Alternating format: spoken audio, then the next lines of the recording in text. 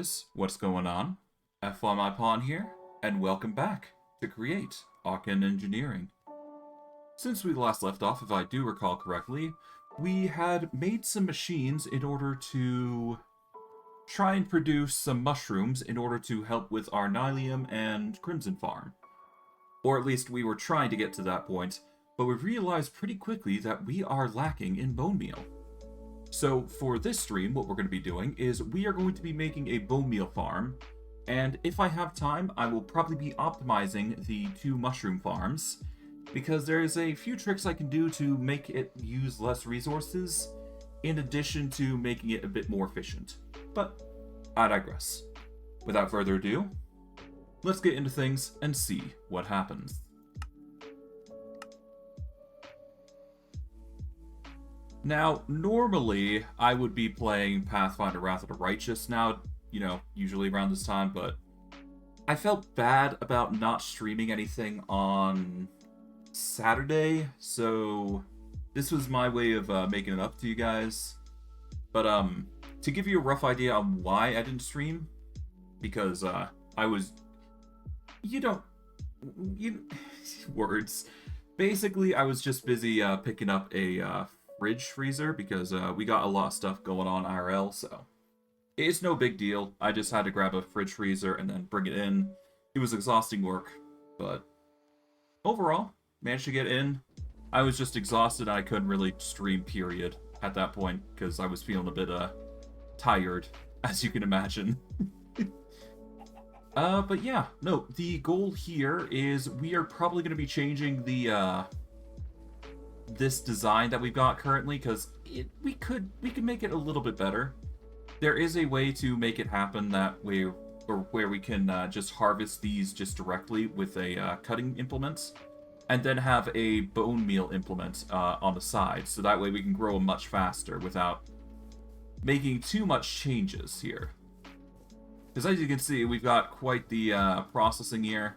We could probably, what we could do is we could probably set up a system where this is going to set up elsewhere in a more convenient manner, rather than having to just go into the floor here and just stick into the ground, which isn't as convenient as we could make it, as you can imagine. Of course, this does not come first. We have other things that we want to do here. So to start off with, we are probably going to need to start by making the Bonemeal farm. To that end, I am going to start by setting up some dirt here, with the intent that I'm going to place them here. I'll close this up a little bit, because we don't want to deal with the mobs that are coming out, of course. I'll close this off at least, so that way we got that going for us. But ultimately, I think we want to just close this off normally. Yeah, so we'll make it like a bit of a border here, and then just close that off normally. And make it like a little platform that we can just slowly escalate around here. I think that'll look nice. But regardless, the bone meal is probably going to be processed up here. So we are going to want a little border here. And I do believe there is a process that I do want to do. I just need to figure out what we need to do, because it's been a while since I saw that tutorial on how I'm going to do it. So I'm going to have to get creative here, I think. So to start off with, we need I think we need 5 lava blocks, so we need a 7x7 area to start off with, I suppose. So that's 7, 2, 3, 4, 5, 6, 7. Now, I'm not sure if this is a guaranteed design, but we'll have to test as we go. So no need to go too overboard. So here we go. We got a 7 by 8. Okay, so we got a 7 by 8, which is not exactly what we want, but we can just easily do this. There we go. Now we got a 7 by 7. This 7 by 7 is going to be dedicated towards basically pushing the blocks in. We need to have a area where the blocks aren't going to go any further, obviously, but we are basically going to be making a lava gen of sorts that is going to push the blocks forward. And then we need a dropping point, essentially, which is going to probably either go on this side or that side. I'm not sure which side I'm going to go with, but consider we're going to be changing this design a little bit anyways. It doesn't really matter what we go with. Honestly, I like the design here. It's funny, but I digress. But anyways, we need to make a design that's going to ideally, we basically, God, I don't know how I should say this. I got a rough idea on how I want to do it. It's just a matter of getting it done is the thing, and whether I actually manage to do it or not. Okay, so we are gonna need. I'm just trying to recall the design.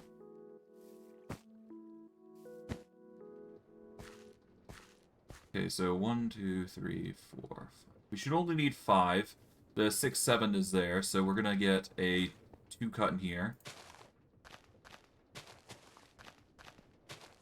Here we go. A 5 by 5. Okay, we are going to need some. We're gonna need some lava, so we're gonna need 5 buckets worth, I do believe, for this. We could use glass to make the design a little bit more pretty, but we're probably going to be using more stone more than anything, because we do have an abundance of that, which I will be taking advantage of here. Here we go. It seems like the furnaces did their job and managed to fulfill that job at least. Alright, let's see. What design do we go for? I guess we will go for a laid stone design.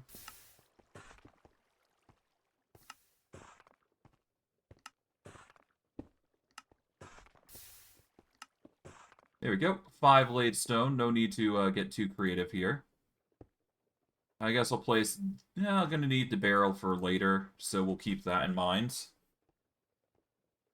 Chutes are actually going to be very handy here, I think. But of course, hoppers are the alternative, so it really depends on us what we want to go with. For now, I think the chute is probably the better option here, so we're going to rely on that. But before that, we are going to need a rest, because obviously don't want to be doing this without prepping ourselves correctly. Now, I think I have everything I need, but I can't be certain, so I'm just going to have to wing it. Worst case, I will just implement some... There is ways I can implement the other create mod. Well, I can implement the create mod into this, so it's not like it's a huge deal. I just need to get the proper components for it. So, to describe what I'm doing. Essentially, what we need to do is we need to get a... Alright, well, I'll lay the foundation. That'll be a good start. So, we're gonna put these laid bricks here, just to give us a bit of a foundation to work with. And this is essentially going to be our work zone for now. Here we go. Alright. So we're going to take these funnels here, and we want to get it into, let's say, this barrel, as an example. So the barrel is going to be, let's say, right here. There we go. The chute is going to be here. There we go. So any items that come across here, we can make it work. So we're going to need a water source that is going into here, I do believe. So we are going to need a bucket of water. And of course, we're going to need those 5 buckets of lava that I mentioned earlier, but we don't have that on us. So I'm going to have to go right back and get us buckets. And of course the lava, because I completely forgot about that. But it's no biggie. Alright. Over to here.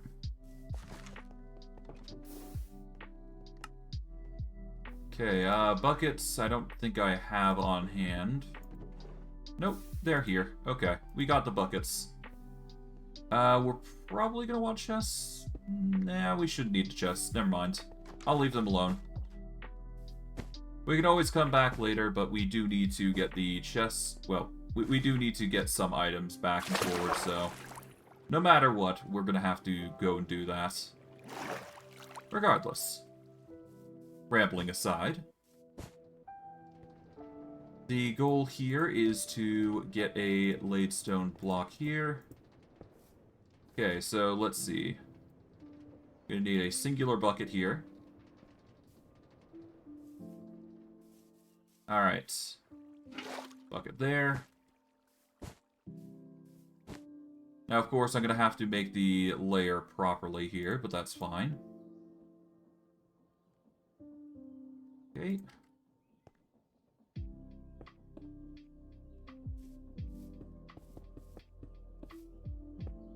And the question is this enough? I'm not sure.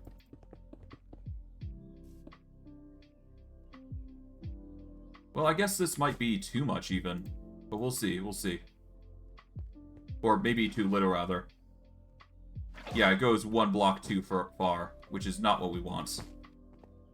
So what we need to do is bring this machine back, well, we need to bring this design back by one.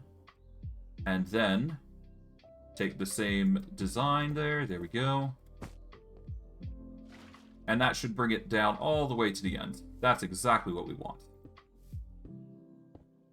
Alright. Now with that, we want a design that's also linking to the side here, I do believe. And we want a lava setup, essentially. I'll quickly just break this. There we go. Alright, so... And I guess we do the same thing for the water here, I guess. So 1, 2, 3, 6, 7, 8. Man, the rain's coming down now. Damn. But yeah, no, we need to make sure we got a bit of a border here. Oh, whoops. Put the shroom light back. There we go.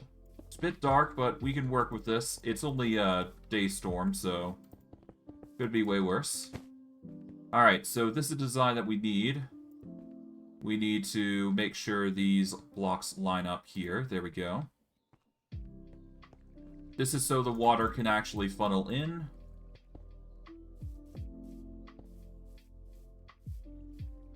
Make sure we're actually getting these blocks in. There, like so. There we go. Alright, so with that in mind, we need to now make like a little border here of blocks that are going to come in. I'm just not sure how I'm going to start destroying the blocks and sending them over, because there's a specific design that we need to accomplish here. Although, that said, there is a way I can make it work. It's just a matter of doing it properly. And even then, I could probably do something even better here.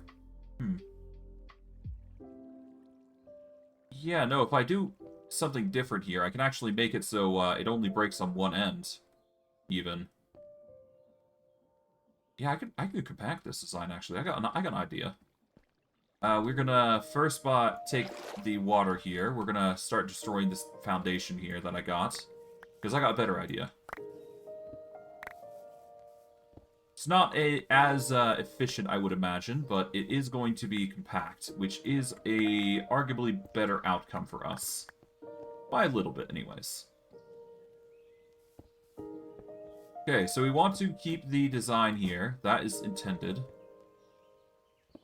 I'll have to break these, obviously, but that's fine. Okay, so let's see. So that's 4. Yeah, so 1, 2, 3, 4, 5, 6, 7, 8 block. Okay, so we want the water to go here. Oh, whoops.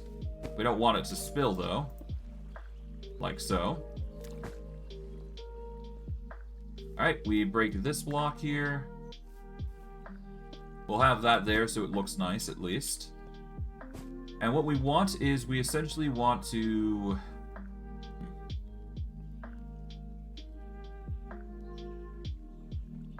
I guess I am going to need the 5x5, now I think about it, just for the sake of making it convenient to mine.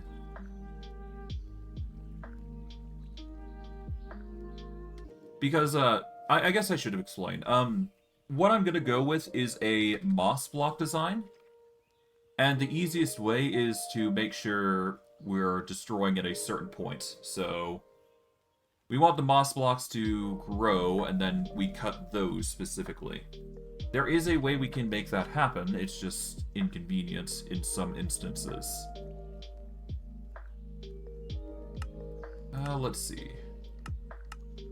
But yeah, no, the easiest way we can get moss blocks is if we convert stone into moss, and that is the easiest way to accomplish that. So my goal here is to basically get a line of cobblestone, and every so often just hit a button, and it just starts we start destroying the moss, basically. And anything excess we probably just destroy off the end here, for the sake of just preventing it from going too far. But I think I can make this work a little better. We'll have to see. It's still going to be expensive, though, if I go with the design I'm thinking of. Give me a second. I know I can make this work. Hold on.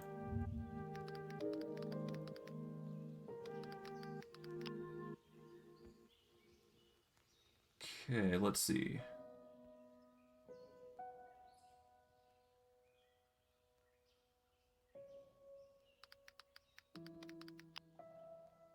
There should be... Here we go. This should work.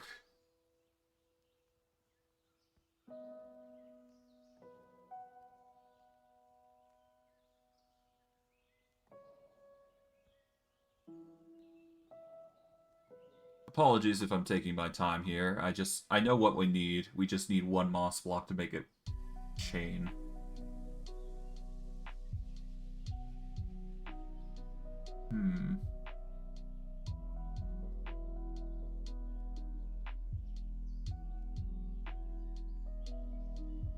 Okay.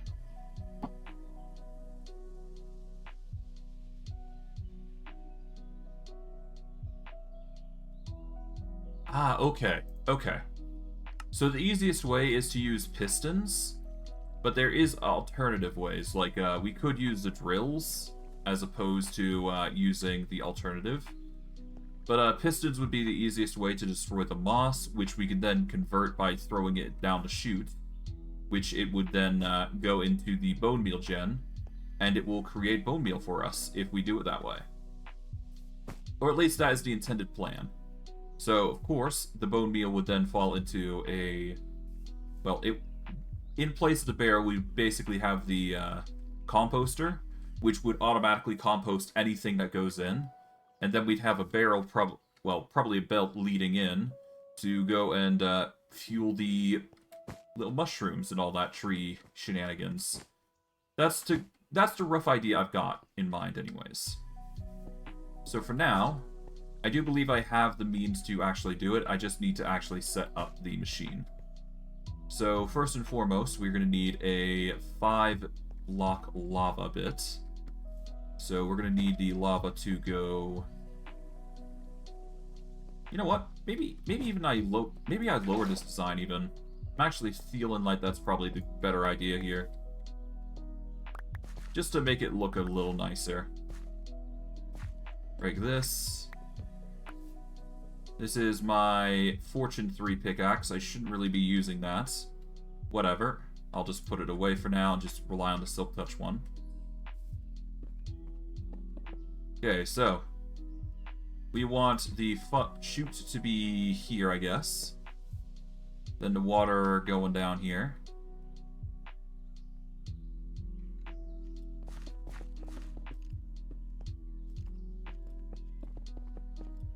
Okay, so...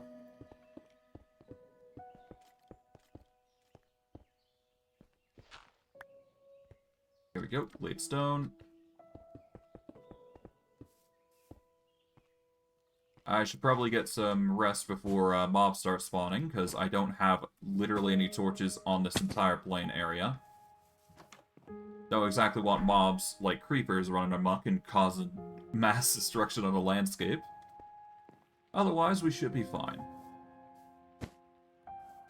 Alright. But with that in mind, we just need to set up a 5 area zone here, so 5.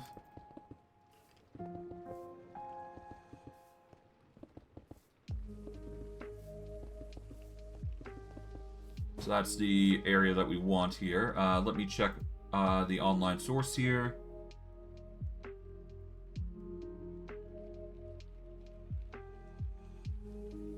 Yeah, I mean, the water's got its limit, so either way, we're gonna be fine. We just have to make it work, essentially.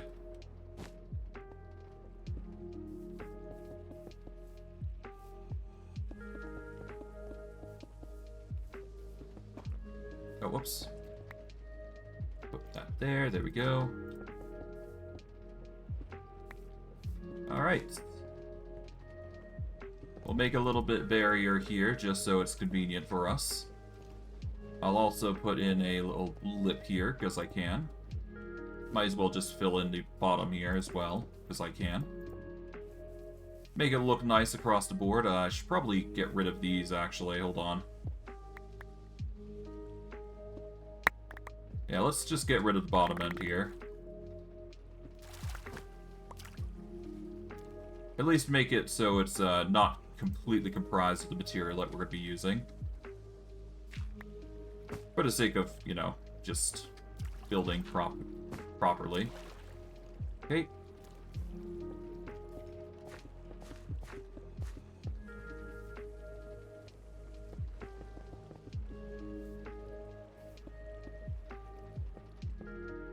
Okay, there we go.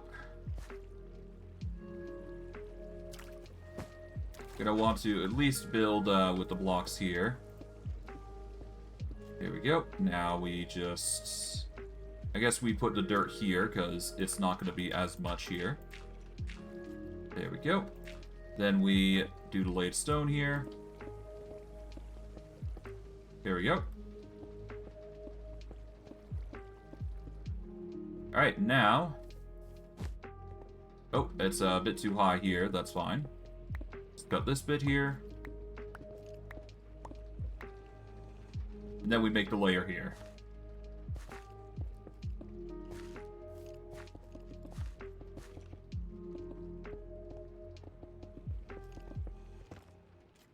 Keep doing that. Alright.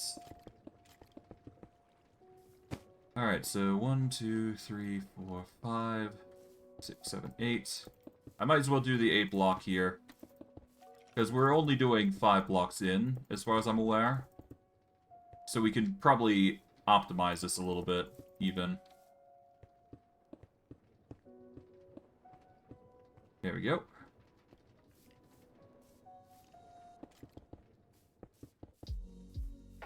Now if we just quickly close this... Oh, there we go.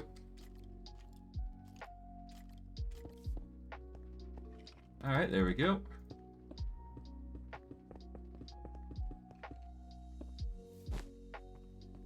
Alright, with that out of the way then, we just need to set up a 5 block here, I do believe. So, we need the water here, then we need probably trapdoors here, I guess. And then we need to 1, 2, 3, 4, 5. Do 5 blocks here. Is that right? In fact, we actually need to go 1 block lower of the specific blocks here, huh? No, actually, no, it was, right. Wait, hold on. Is it? I don't know. Hold on. Let's see.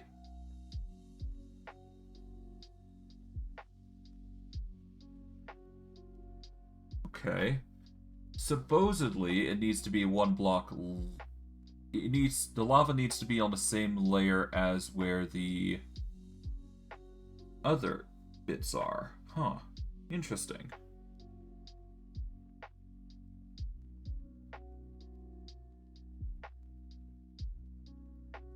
Okay.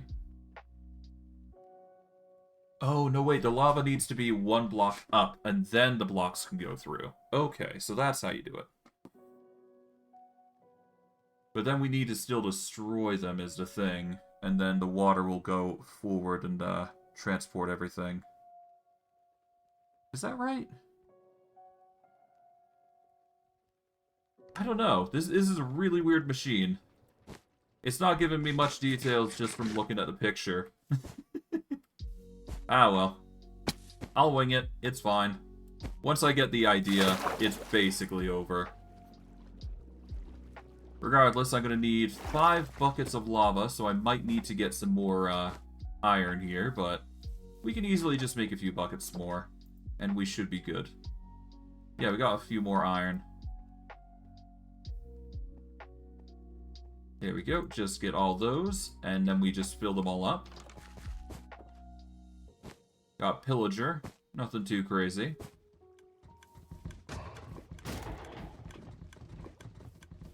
Seems like, yeah, they're doing their thing.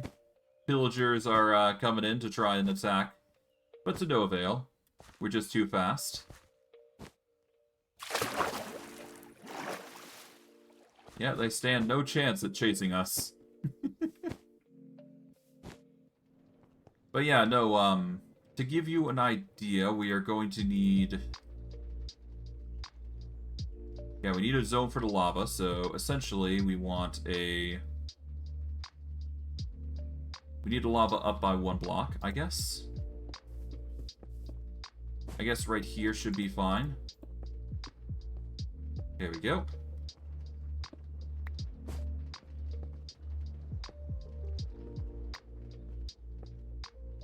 So, do this and this. There we go. Then we close this off, like so.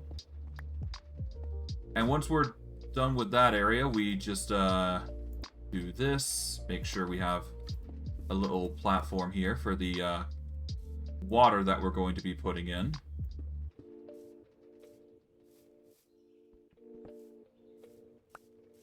And I'll place a block there. Okay, so we want water there, and we want water there, preferably. So here's how we're going to do it. I'm going to place the lava block here. Place a block there. There we go. We're going to grab 1 singular bucket of water. Bit of an inconvenience more than anything, but that's fine. So we're going to leave that there. Going to grab the water, put it... Well, we're going to put it here, and then we will close it off. There we go. Now the water's in there. We don't have to worry about it.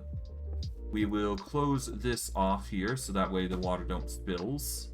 Or doesn't spill, rather. Alright, we're going to take this block of lava, put it there. Or in fact, we'll move this, so that way we can start placing the 3 blocks of lava here. Like so. Technically, we don't need proper source blocks. We only need 1 lava block in the middle. And then we can just have 5 fitting in. But, I'll just do 5 lava because I can. Why not?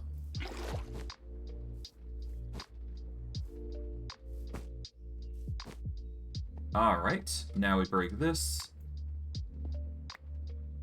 Then we take the water. There we go.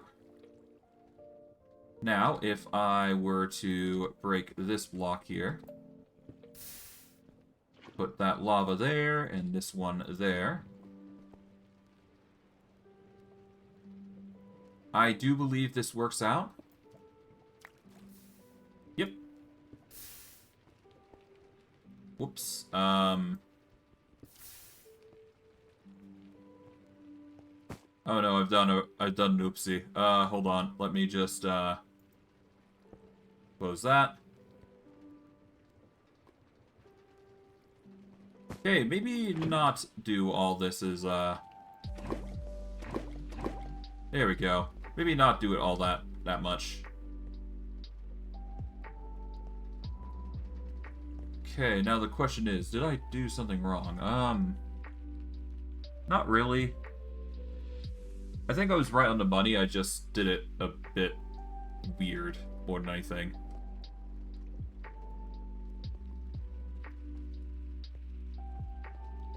Okay,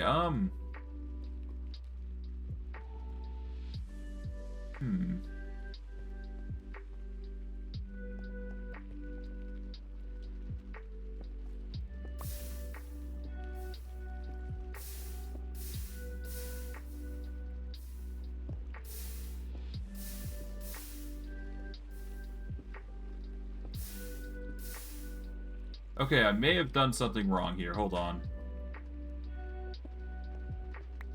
So I'm getting some of it done. It's just not working completely as intended.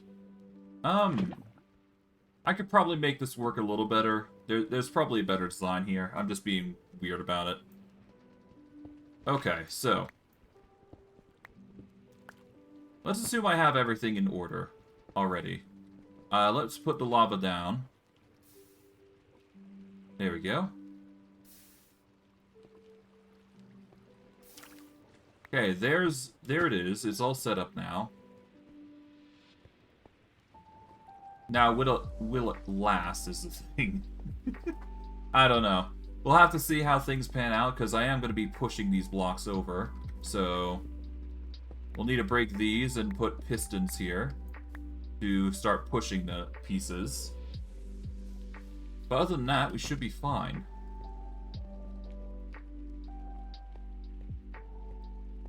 But yeah, no, once pushed, the water will funnel through, the lava will come down as it goes, and it should basically just rinse and repeat. As intended. Okay, regardless, we are going to head on back, get some rest in, because we've still got plenty more where that came from. And you know what? I might as well use the leftover lava here to quickly just power up my sheen here. And we'll go from there. Just do that.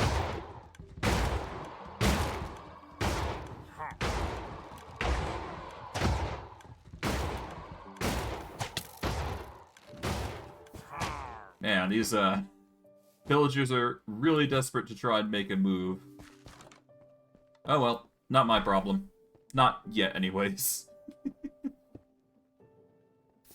Alright, with a simple rest, we are basically done.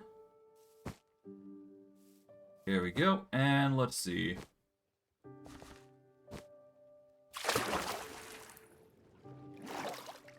Alright. Now, let's see. We've got this design here. We need to push these. I do believe pistons were the go-to. Is there any other things that we can use? I do believe Create Mod does allow for certain designs that can be done.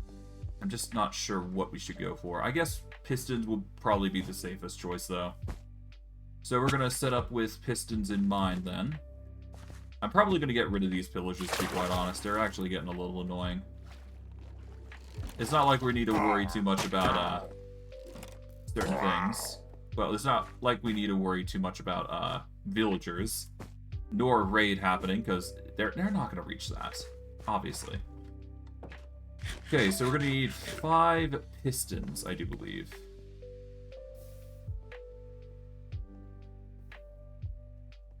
Do we need normal pistons or sticky pistons? That does matter.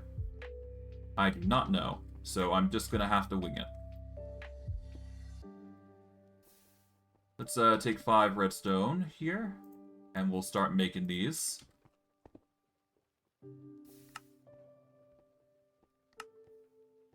Only 2 so far. It's probably because we lack the cobblestone, which we can easily rectify. There we go. We are lacking wood now, easily fixed.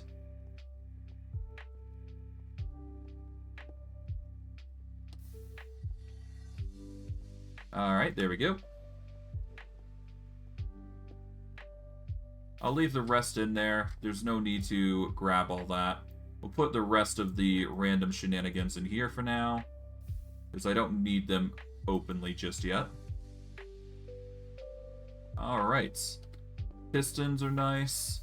We are going to need to set up some machines here. We're going to actually get the redstone links here for this exact purpose. You'll understand why I'm using redstone links in a bit, but this is going to be a bit more of an optimized version of what I saw. in a certain build. I will give credit where credit is due once I'm finished, of course, on what inspired me for this build, even though it's just spontaneous and out of the blue, but I digress. Okay, so we need to make sure... Nope, we need to make sure it's this way. You know what? I'm half tempted to use sticky pistons and have a block in, so that way I can just start pushing them as needed. That might actually be better. We'll need a sticky substance, though, if we're going to do that. Can I use the glue? No, I need slime balls or literally any other ball.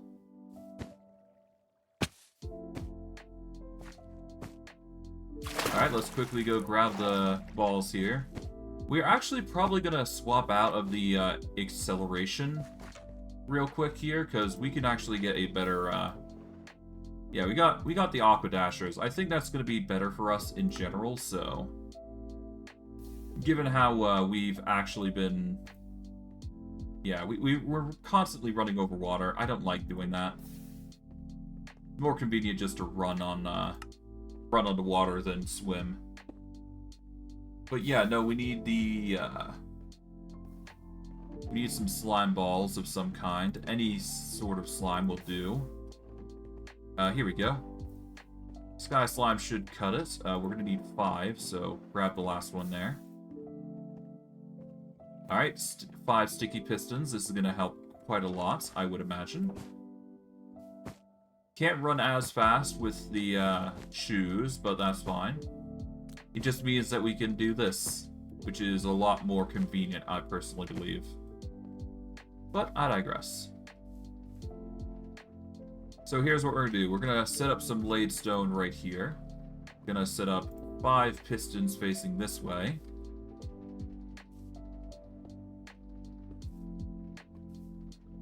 There we go.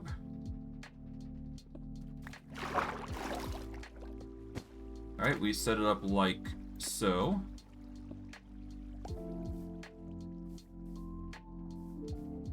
Alright, now that everything's set up there, we can set up a piston setup, so that way we can get sticky pistons working all the time here. And we're going to set up a signal here on the block right here. And we're going to use 2 of the laidstone bricks as a signal. We want this to be a receiving signal, I do believe. So we need our wrench, I do believe, in order to change the signal type, which I currently do not have on me. So we're going to have to get the wrench, because that is a core component of what I'm going to be doing here for quite a bit.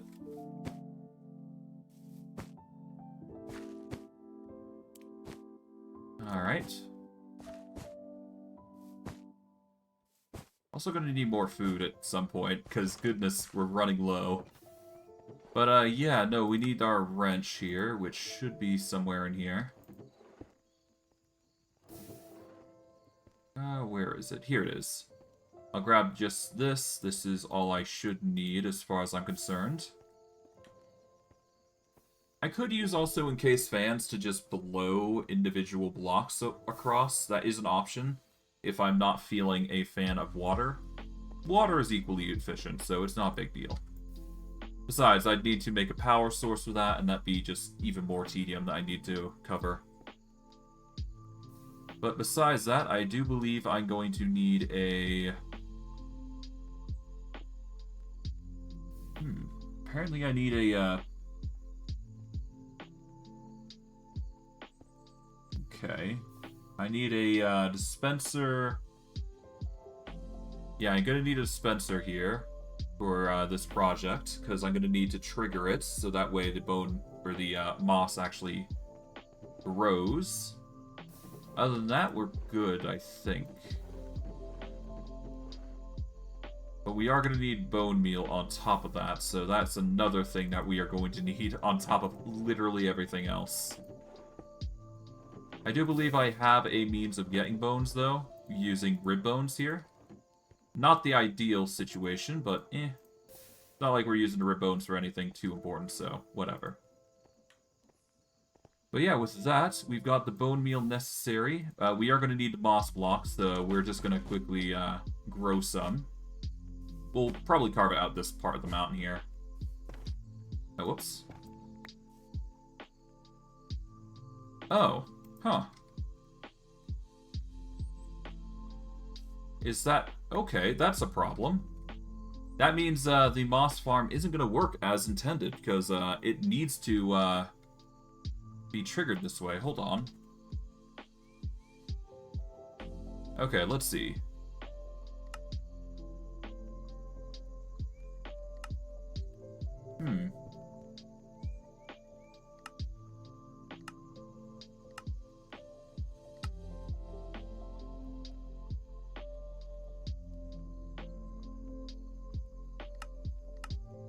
Okay, that's a problem. That means I won't be able to use the trick I had planned. Yeah, so moss blocks won't be able to grow like that, unless, of course, I need a moss block period to start out with. In which case, that's a problem. Because I haven't run into any moss blocks just yet. Give me a second. Let's see.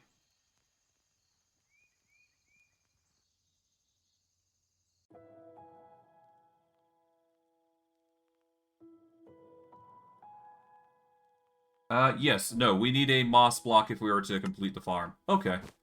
We'll get everything except the moss block, but once we get the moss block, we should be good to go.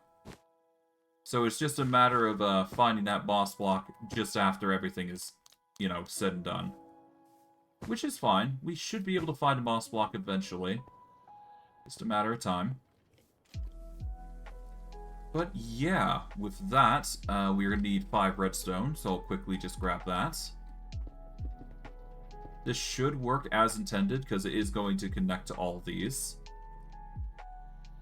Now, if I provide power, that is, I should be good to go.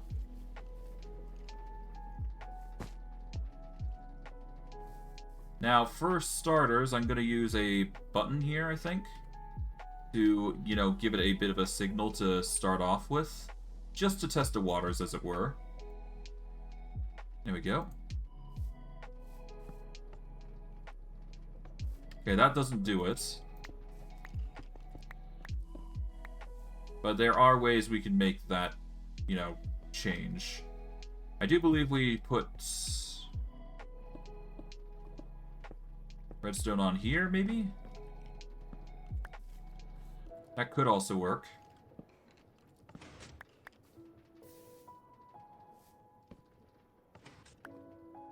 Okay, so you lose the redstone if you do it that way, which is, you know, understandable.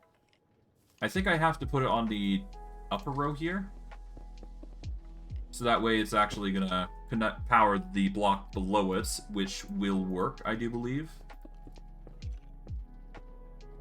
Now, I think this works. Yep, there we go. And it doesn't work as intended.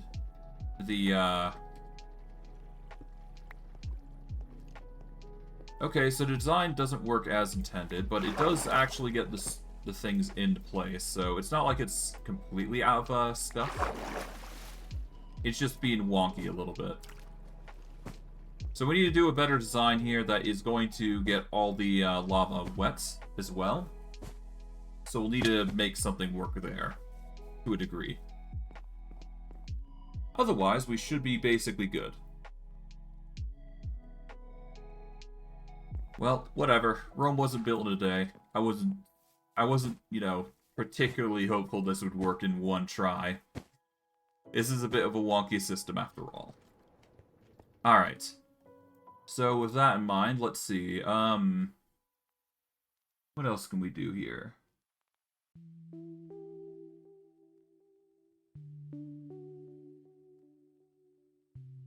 Okay.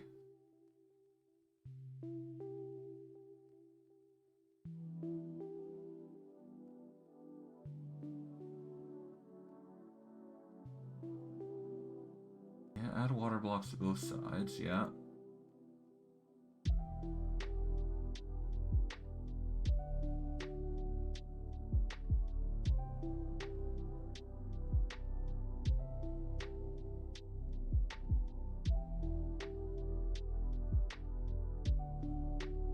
Yeah, so the problem with the design that we've got right now is that the lava is only going to... It's not going to generate properly. Oh, hey Sky Slimes. I'll quickly deal with you, because you guys always help with, you know, making sticky pistons. Might as well grab you while we can. There we go. But yeah, no, the design with the water is not going to cut it, it seems.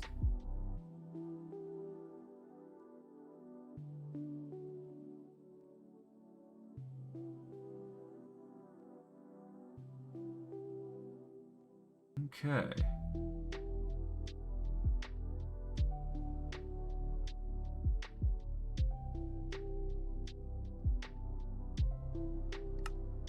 Yeah, so this design isn't gonna cut it here. I'm gonna quickly remove that lava there. There we go.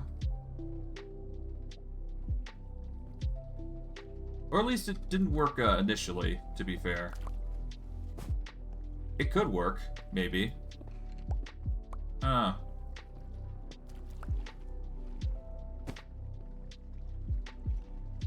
guess I'll give it another go, see how we fare. Because, to be fair, I was only using the, I didn't have the blocks there before, so...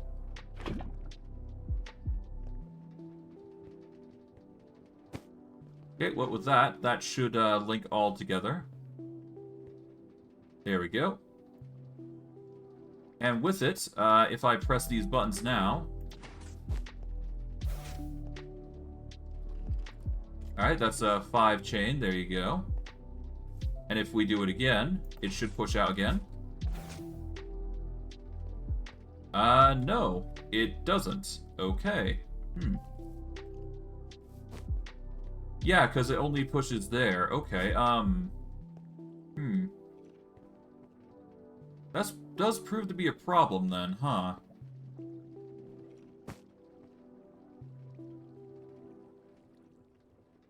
I wonder if there's a better method here that we can employ then. Because it's clear we're not going to get the blocks that we need here. Yeah, no, we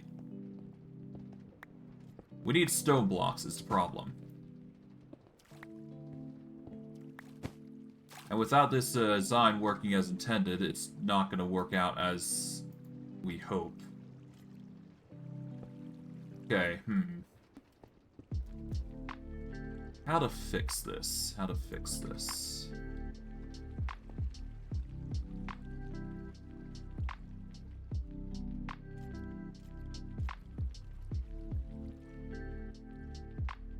There's an alternative. I'm just not sure if it's gonna work though. We'll have to literally put the water 1 block below, and even then that's not gonna cut it. We'd have to...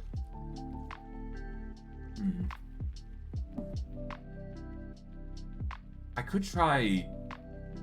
No, the blue ice wouldn't cut it either, because that would only make the salt, which doesn't really fix our problem. God damn, this is a confusing conundrum that I've brought myself in. Okay,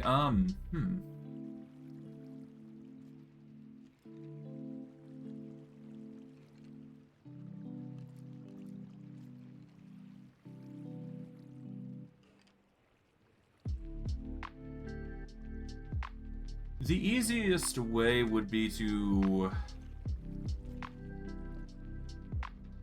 We need to find a way to cool them without, you know, losing the blocks that we get here. So the easiest solution I could think of, probably, would be finding a way to push all these blocks forward as well, so that way the lava can't actually flow until all of the blocks are in place. So we'd need yet another row of sticky pistons to push these in to block the lava flow temporarily, and then we go for another row, essentially. So to give it a rough idea, what we do is we get another 5 sticky pistons here, line them up accordingly. Probably even one, well, maybe not 1 block forward, but could probably do another system where we Yeah, we could have a system here that pushes the blocks here forward to where we have a little bit of a barrier here going in. It's a bit of a weird design that I got in mind, but it might work as intended. We'll have to see. We'll have to see. Alright, let's get 5 more pistons then, because I won't be able to do anything until we actually set this up. So let's see how things pan out. We'll go with 5 more pistons as intended, and we'll use the newly acquired sky slime to make it happen. Alright, 5 pistons. 5 more sky slime. There we go. Right-click... Oh, okay, that's convenient. I can right-click the trash items with lava bucket for instant convenience.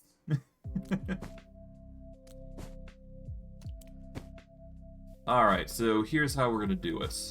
So what we need to do is we basically need to...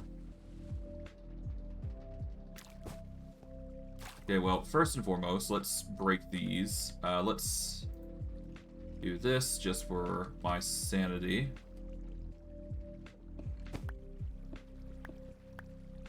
Okay, take this out. No, I need to do it here, I guess. There we go. Alright, so with that, we take the 5 pistons.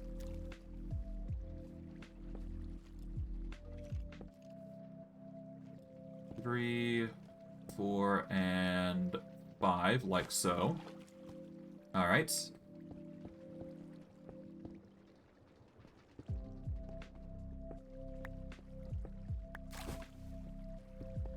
Alright, like so. We then do a row here.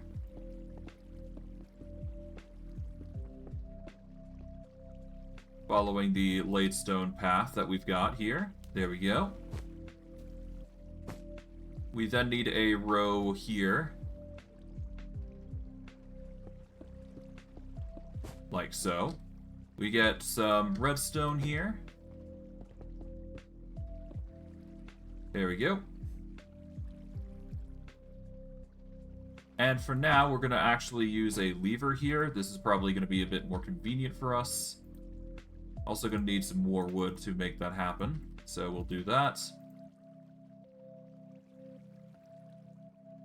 There we go. Nice. Alright, we then hit this. That locks that into place. Hit the lava bucket here. Honestly, we should probably have this on a reverse signal, so that way it's perpetually on. But then when this turns on, this turns off for a brief moment. Or at least long enough for it to produce some, you know, blocks here. Now, if I were to do this... Well, first break that, because we're going to need the lever here. For this.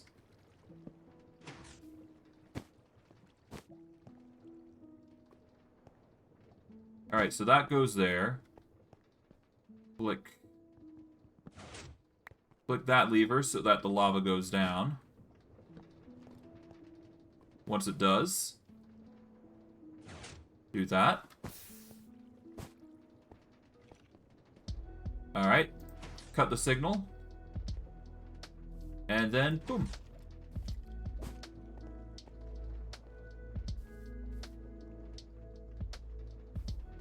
And then from there, we just rinse and repeat here.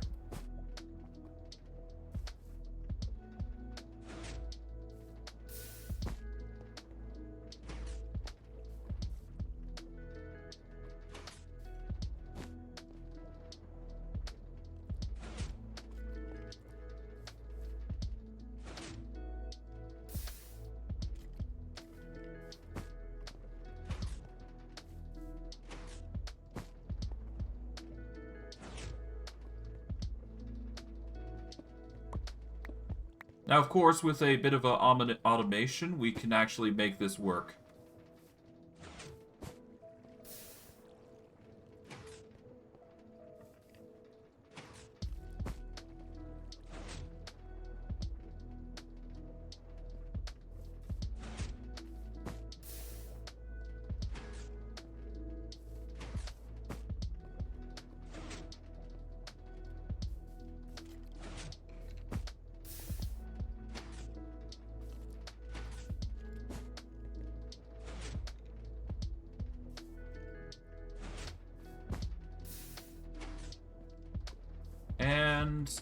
yeah, no, as you can see, with enough patience and enough work, we can actually make this work.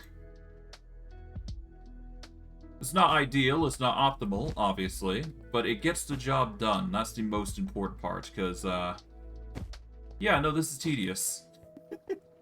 Now, of course, these 5 blocks won't stop the stone, obviously. However, we can always just use obsidian to prevent it from going any farther. So it's not like the design is going to be completely scuffed. It's just going to be... It's going to be questionable at best, is to say the least. And even then, that's not assuming that things are going to work out ideally, right? Like, this design requires it to be slower, no matter what. And, mind you, we are going to need to get the 5 obsidian here, so that way it doesn't go any farther, because pistons are just like that. As long as you have as long as you have obsidian blocking the way, it's not going to go any farther than that. So the system will technically break a little bit in that case, but I don't think it will bugger up the design of what's going on. It'll just prevent it from actually extending the pistons, despite its power. And hopefully it doesn't actually bugger up the design, because that would be horrible to have the piston shooting back. So I think I might even go as far as using obsidian to prevent it from going backwards as well. So that way the machine just doesn't fire if obsidian is in the way.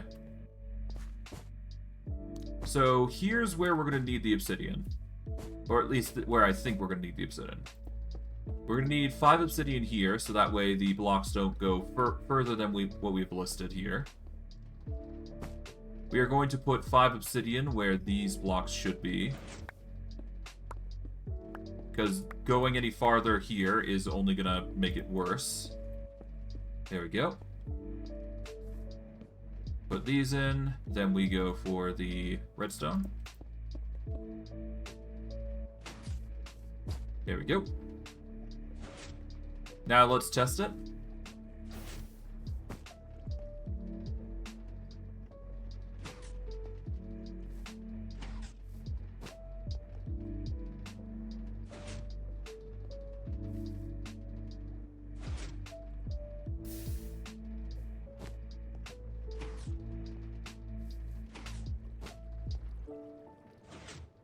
Okay.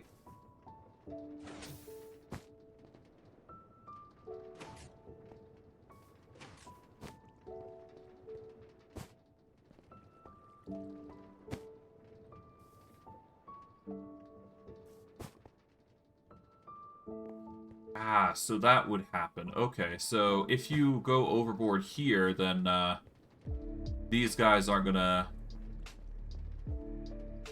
Okay, that's a problem, because if the side bits don't fire, then, yeah, we're buggered there. Although, that said, if they don't fire, that's actually a good thing, because it means we got more chances to actually throw in Bonemeal here and, go from there. Of course, to say the least, I think we needed to go 1 block lower here for the, design. But, I mean, we've got the majority of it set up. We just need to actually make it work, more than anything. So, while a little awkward, we have designed a proper design necessary for what we're trying to do here. It's just a bit awkward. We just need to optimize the method, essentially. And, of course, make it so we don't actually lose our blocks like that. So, we're just gonna quickly... go under here. Quickly just wrap these bits here. Nope.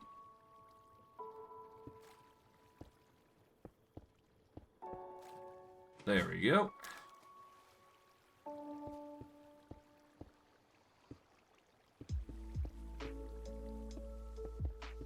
Probably gonna lower it 1 block down more than anything. That's all. Okay, let's get the buckets.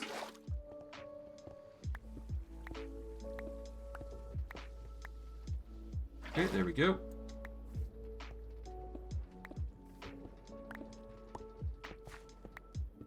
There we are. Nice. Okay. Get a laid stone here. Aside from a few hiccups with the cobblestone, we actually did really well there. I'm kind of surprised. Alright, but yeah, no, we got our design set up. We just need to get the obsidian back, and then we need to set up the proper design here.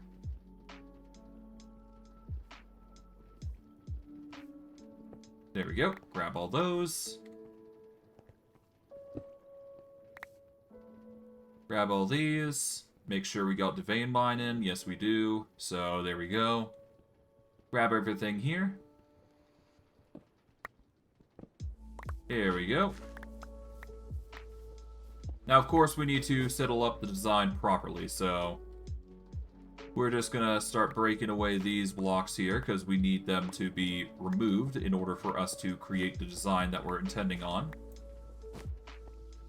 And we, of course, need to put obsidian on these 5 blocks here, so, yeah. Set up with that in mind.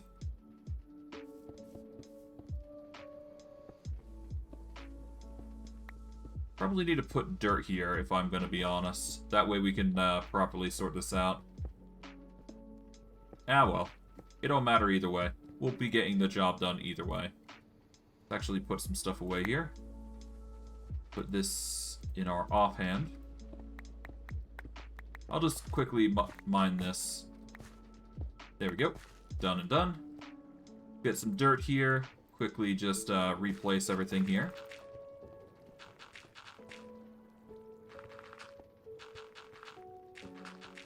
There we go. Alright, there we go. Nice. Alright. Design hasn't really changed much. We just need to make sure that we've got a setup for both the lava to generate down and have a gap long enough for the water to actually go into place. So there you go.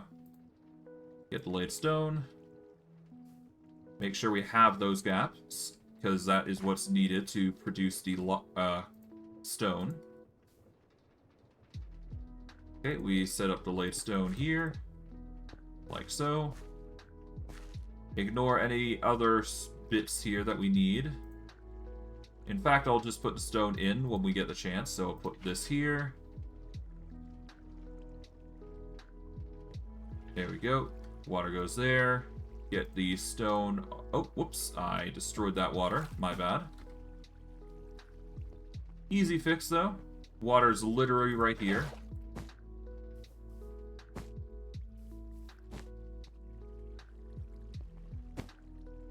Okay. Place that there. There we go. Now get all the stone here. There we go.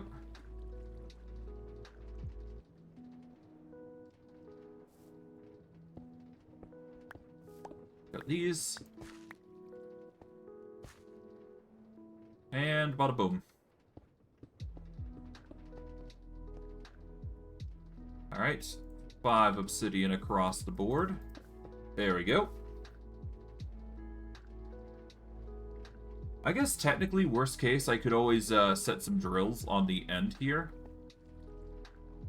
Yeah, no, I could put 5 drills on the end. And then I could have those destroy any excess blocks. That wouldn't be a bad idea in hindsight. It'll prevent us from going stockish. Well, it would prevent the overflow issue, which seems to be a problem. Or a little bit of a problem, because it won't. It'll prevent us from firing certain blocks. So if we get some drills, per se, we oh, what has happened to you?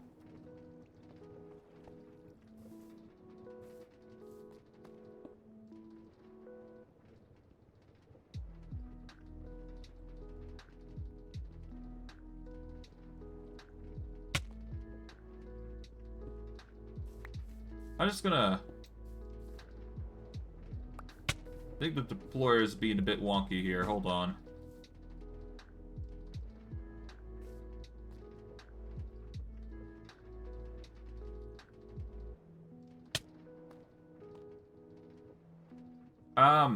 Let's turn this off. It's probably for the best.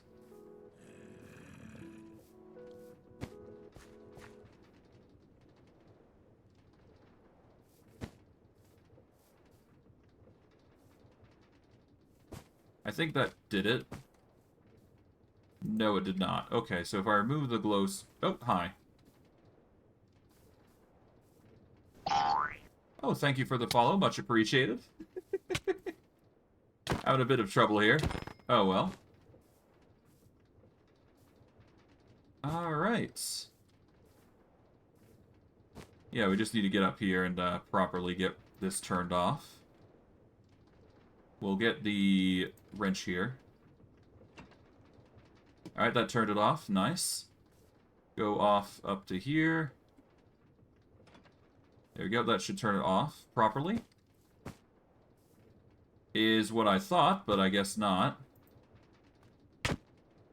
Oh god, something's going on there. Okay, hold on. Let's turn it off. By force. There we go. I had a weird feeling that was going to be a problem, but you know what? Okay, something's going on here. Oh no. Okay, something has bugged out here, I think. We'll just quickly grab everything there and just put it there for now. Put that there. Oh, wrong way. Put it this way. There we go. No idea what's going on. Whatever. No big deal. Alright, but yes, no, we're going to use some drills. We'll go from there. Oh. Thank you, JCar. Much appreciated. Welcome. Decided to stream some Minecraft early today, just to make up for Saturday. That's all. Alright. So, let's see. Yeah, so we need some drills here. We're gonna have to give them some power, but it's no big deal. I mean, we're gonna be combining the recipes anyways. But yes, no, we're gonna use some redstone here. This will allow it to process the design that I got going for this. Okay, so we're just gonna need to get a bit of a lever here. For now. But that'll open and close the water gates. That should be good enough. We are then going to need to set up the design that we had before, which is going to basically... Oh, right. Because of the way I've done it, I actually won't be able to... Well, I guess I can. It's just going to be a bit awkward, is the thing. Because originally I had the pistons, like, right here, didn't I? I guess I could lift them one block higher, but that's going to cause some delay with the lava coming up, huh? Hmm.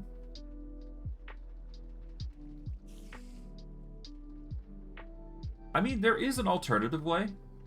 There is different types of pistons that we can utilize. It's just a matter of actually seeing if we can get it to bend. Well, assuming that it's even possible. Because there is such a thing as mechanical pistons, which are a bit longer, which require piston extension poles, which are a little ugly, to say the least, but there is other blocks that we could potentially utilize here in order to get the job done. It's just a matter of whether we can make it work. There is other methods I can utilize, to be fair. Such as a... Well, maybe not even a linear chassis, but I do believe there is an alternative here.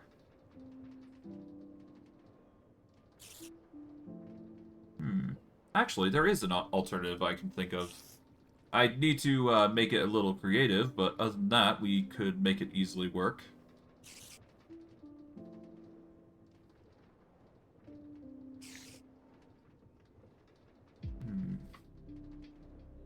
I'd basically need to turn the design I have in mind 180 degrees. So what it need to do is it need to probably be here. It need to have an extension. Yeah, need to have an extension to here. And then it need to lift straight upwards. so it have a 90 degrees angle. I don't think it will trigger from the redstone wire, but it certainly would enact some change here. Now it's just a question of whether I can make it turn 90 degrees in the way I'm looking at.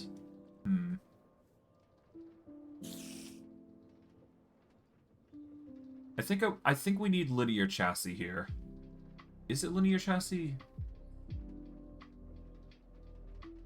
Yeah, it connects to identical blocks next to it, which is the thing. Chassis of a different type will, or different facing ones do not connect, as is expected.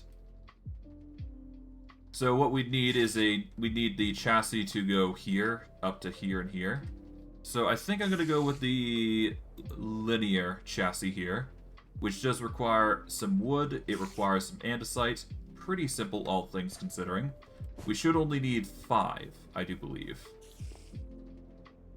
So we're going to make some linear chassis here, assuming we have the materials, which we do. We don't have the andesite on hand, unfortunately. But that's fine. We can easily accommodate for that issue quite quickly just by going back, and we should be good to go. Just a matter of time. Alright. All the way across, here we go. Let's put some cobblestone away, because we've got way too much right now. Oh, we need the ladestone, though. Put the gravel away.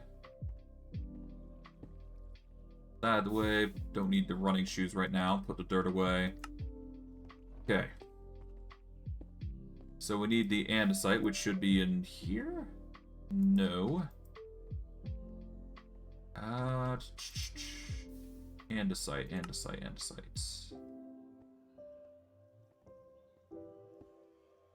Okay, it's not in those. Is it in here somewhere? Nope. We're gonna need this composter. That's a given. Here we go. Andesite alloy. There we go. We'll just take all this out. There we go. Okay, linear chassis. We need wood or logs specifically, so we'll just take out the logs that we got here. And we should only need 6.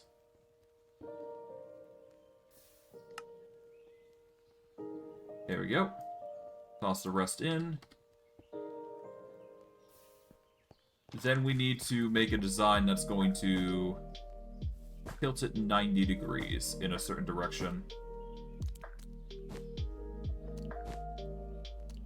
Okay. So with this, we just set this block... Oh, wrong way. Set it like there. There we go. Like so. This is going to be our linear chassis. We need to connect to a block that can rotate 90 degrees. Upwards, preferably. Sticker. What's this? Stickers are ideal for redstone control block attachment. Yep. Upon receiving a signal, it will toggle its state. It will not... if it is now moved in a contraption, the block... it will stick. Yeah, there you go. Okay, so we don't need that necessarily, but we do need a rotation going for it.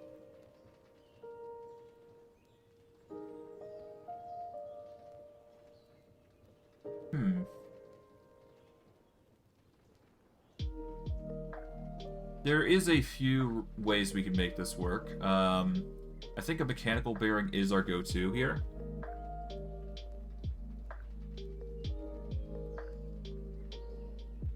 Yeah. This is the closest thing we're going to get to a rotational force, which would work in hindsight. But it's not exactly the one that we're looking for. We need one that rotates... We need something akin to a gate. What would work for a gate? Contraption controller.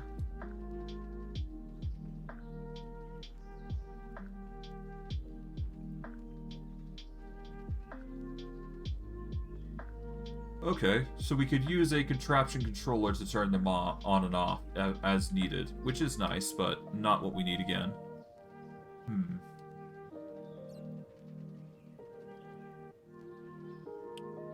God, working through Create is just a tedium, to say the least.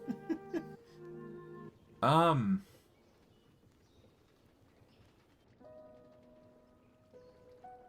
this is so annoying. I know there's a way you can get this to work. I just forget how.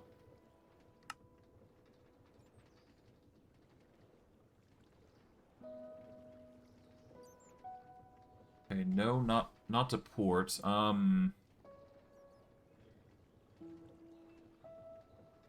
Sequence gear shift, no. Mechanical crafter, no.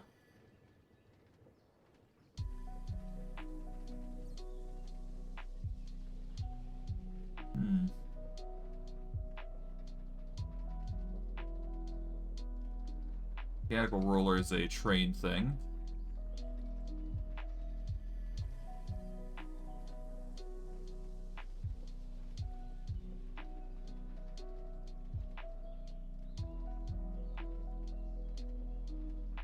To be fair, there is another way we can do this. In fact, yeah, no, there is another way we can do this, but we need to find a way to... You know, there is another easy way to do this. Hold on. It's just a bit awkward given the circumstances, but I can make it work. We need another linear chassis here to make this work. But if I do it like this, and set up the linear chassis on the side here, like so, I can connect a gear here to rotate it by placing a... Yeah, so if I place the linear chassis here, then I set up the machine here, I can rotate this entire thing 90 degrees. Oh, right, I'm gonna have to deal with the block of the redstone here, huh? So the issue right now seems to be the redstone wire here. If I can get rid of this block here, I'd basically be golden. Because that seems to be the defining point here. I can't exactly place the linear chassis here, because that doesn't seem viable. If I could lift it like 90 degrees in one direction, that'd be even better for us, but I don't think we got that luxury. Although what I could do is I could just have the entire thing rotate an entirely different degree here. Yeah, so if I have it facing like this right now, and I were to turn it 180 degrees the opposite direction, that could work. I'd need the mechanical bearing, obviously, to get it done, but I could make this work. I just need a precise turn. Movement anchors. Hold on. Movement anchors probably is the go-to here, so let's go to movement anchors. Windmill bearings. Mechanical bearings, clockwork bearings, rope pulley.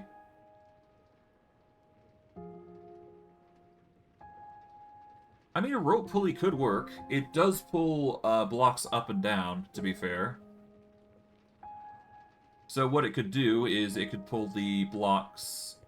We could pull this linear chassis up 2 blocks to let out the lava, and then just push it 2 down to accommodate. But I do believe rope pulleys are slower, which is not what we want. We want a fast mechanism that's going to be repeating the lava process step by step, quickly. Regardless. Rambling aside, I do have an idea now. It's taken me quite a bit of time to brainstorm and just procrastinate, but it needs to be done. I know what needs to be done now, I think. But hey, that's the part of this game. Problem solving in these sorts of instances. But yeah, no, I've got an idea. It's a bit weird, but it will work, I think. So we just need to make ourselves a mechanical bearing here. Pretty easy. Andesite casing, shaft, and a slab. As long as we have a slab, as long as we have the materials, we should be fine. Okay, andesite casing. Slab, and... I think we have the other thing on us. I'm not sure, though. Let's see. I'm missing the shaft. I do have one in here, so I can always just grab this. There we go. And with a swift flick here, done and done. Mechanical bearing. Now if we place this facing that way, there we go.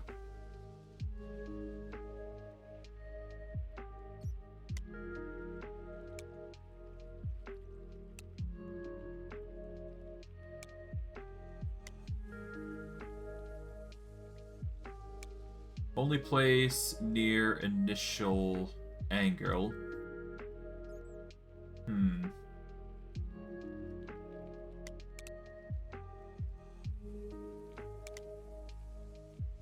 Okay. So when we've placed an initial angle, we need it to... So we need to hit a rotation of 180 degrees specifically, essentially.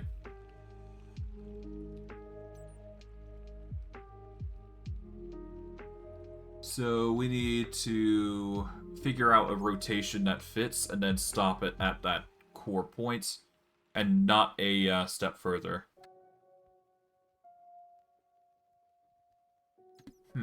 How do we time that, though? It's not really something you can time, really. Unless... Would a clockwork bearing work? Attaches to blocks in front of them. Yep, as expected.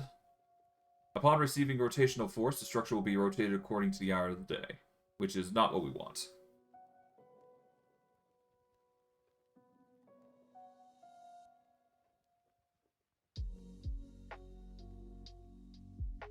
Yeah, that's not what we want.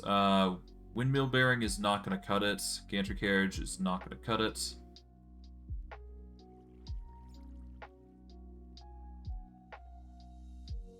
Honestly, the rope pulley might be easier, to be honest. With this, it just requires to go back and forward, back and forward. That'd probably be even better for us. I'm going to rely on the rope pulley. That's probably a little better, given the circumstances, and won't require a god-awful amount of effort on our part. So we're going to go linear chassis here, all the way to here. There we go. We are going to need to set up the laid stone accordingly.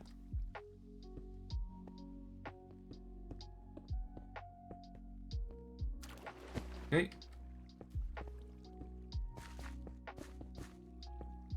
Like so.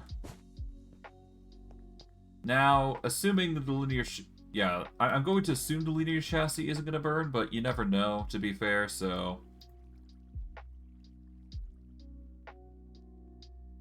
Now, how am I going to lift this? I guess lifting it on the side would probably be ideal, because last thing we want is the lava to be interrupted here.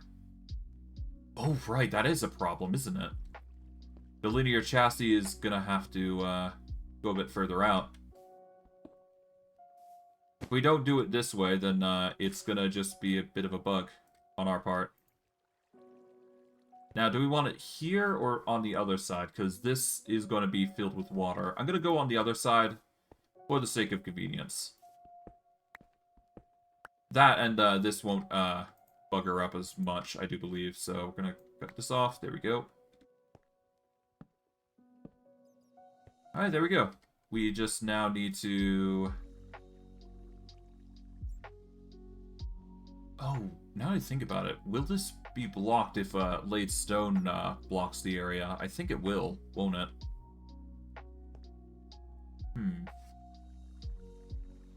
Okay, so how do we prevent that from happening without affecting the machine? God, there's so many, technicalities here that you gotta overcome if you want this to work, like, geez. I mean, to be fair... This should only go out 4 blocks. Yeah, so it goes out 4 blocks here. We need it to go out 5 blocks, so if we place the lava here instead, it'll flow out there. And then we have a free room to just move it up and down from there. So it's not like it's a complete hodgepodge here. It's not ideal, given the circumstances here, but it will do the job, which is important enough.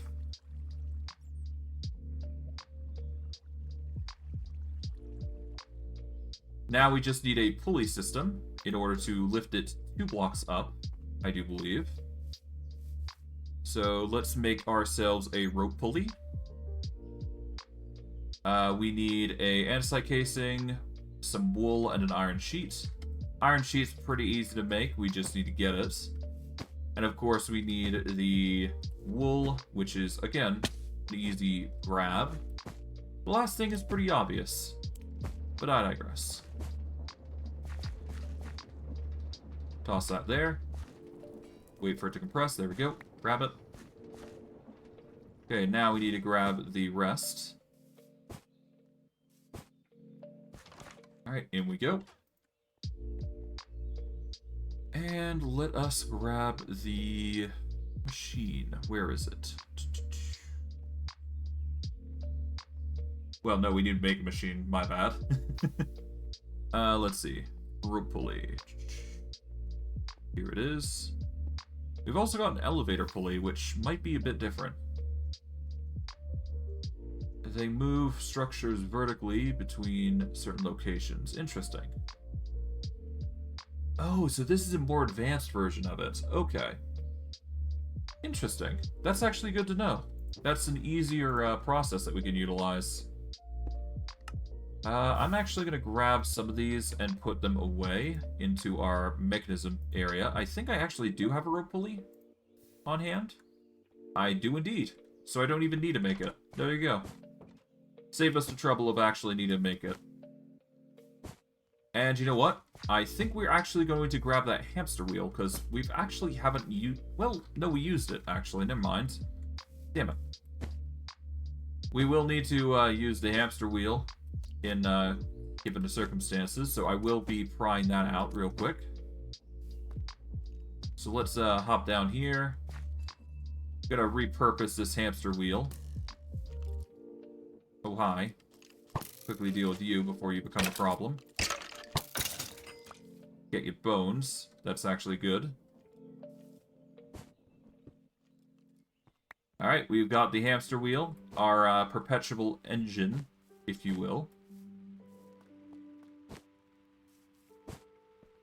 Alright, with that though, we've got our machine. We've got the rope pulley. We just need to build 2 blocks up. So this is 1 block here. This is 2 blocks. Technically, we're going to need to build 3 blocks, because... Yeah, so the rope's going to connect here. We need it to go 1 and 2. So we need to go here. And then we'll just have this puppy right here. Like so.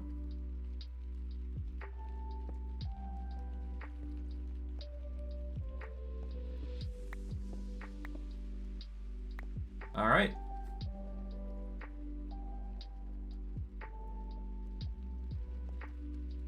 We should probably be careful here. Let's pick up this lava here just to be safe. Because I don't want to lose this wheel. It's been really helpful as of late. Now let's see. Now what happens if I rotate the other way? Oh, whoops. You know, there's an easy way to handle this, to be fair.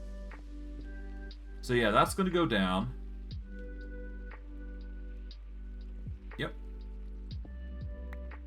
Now, it is obviously slow, but we can make it faster, if need be. What I will do, though, is I'm probably going to start setting up delayed stone here, so that way we don't have to worry too much about it. Place these, 2, 3, 4, 5. There we go. Set this up. Then do the same here.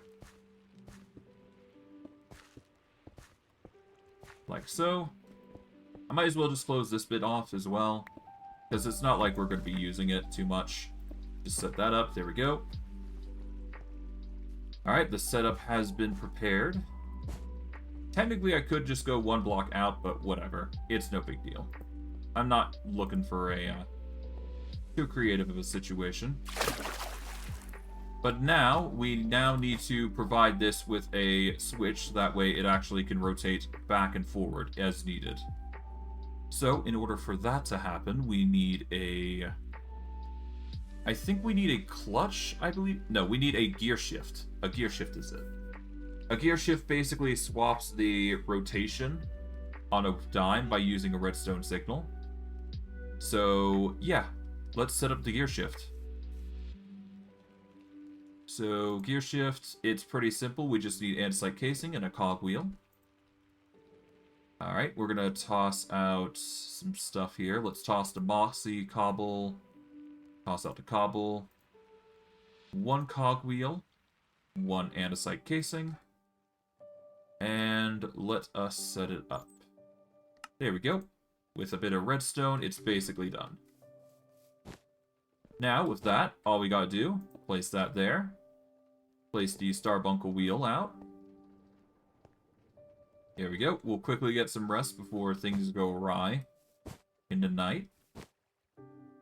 Mobs always be dangerous like that. There we go. Mind you, this is all for just Bonemeal, of all things. But yeah, no.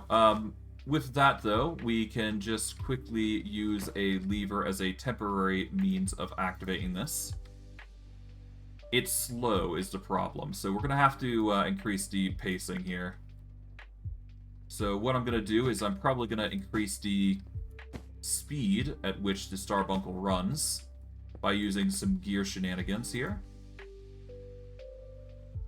So we are going to do a... So we need a small gear here, big gear. Then a small gear to a big gear. Yeah, so I've got a rough idea. I just need the gears for it.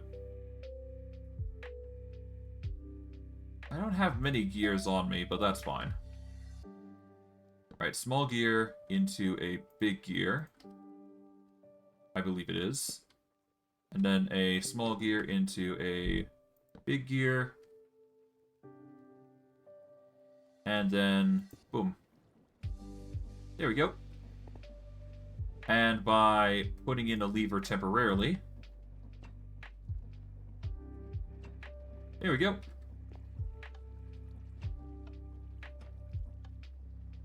And whenever we need a power signature, there you go. We are going to need to lower this one block, though. Okay. And by doing that, that's going to get us into a position where the blocks are going to be fitting properly. I am a little worried about the water, well, the water that's going to be funneling through, but we'll be fine. Oh, no, wait, we won't, actually. Hold on.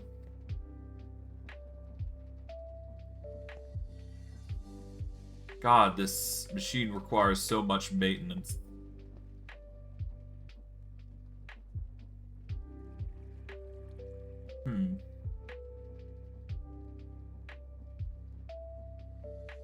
I might need the blocks up, actually. Hold on. So the issue I'm going to be running into, I feel, is that if I leave the lava alone, and it's floating up there, it's actually going to funnel down into this lava, or this water area, which is not what we want. So ideally, we want the block here. However, given the circumstances, we're in a bit of a pickle there, no matter what we do.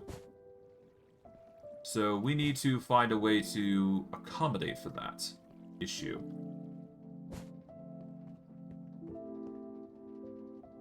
The simplest solution would be to, obviously, set up the chassis elsewhere, but that's not really going to be realistically fine. And we could just extend it one block higher, but that's going to make the lava flow slower, which is not what we want. Because we kind of need this mechanism to be running automatically to a degree. Don't exactly want it, you know, being left alone, right? I don't know. This is a very complex project that I'm sort of winging on the fly here, for the most part. Because, the original goal is a bit scuffed, to say the least. Huh.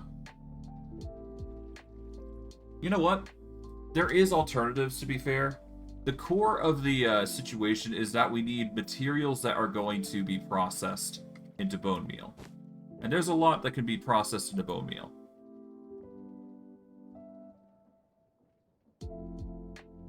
So, yeah, if we go into bone meal, as you know, there's a lot of stuff. But if we go into the composter, if we right-click, if we use literally any leaf carpets, we get a 20% chance. Any saplings give us a 30% chance. Leaves give us 30% chance. Grass gives us 30% chance. Even kelp. Many things give us a significant amount. Trees. Seeds. Now, the highest of them seems to be melon slices. Thank you for the follow, Samantha. Yeah, there's many options available to us. I'm going to see what the highest ratio for converting plants into bone meal is. Because there is very efficient ones. So it appears cake is one such option. Any sort of food appears to be good. But ideally, we want something better here.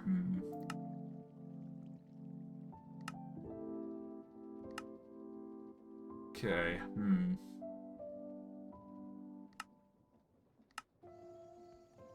It appears that going with any sort of bundle gets us a 100% chance on bone meal. So literally any sort of basic farm would have gotten us the job done. So me going through the moss method was honestly probably the most inefficient, probably. Let's see. Black bales is an option, but yeah.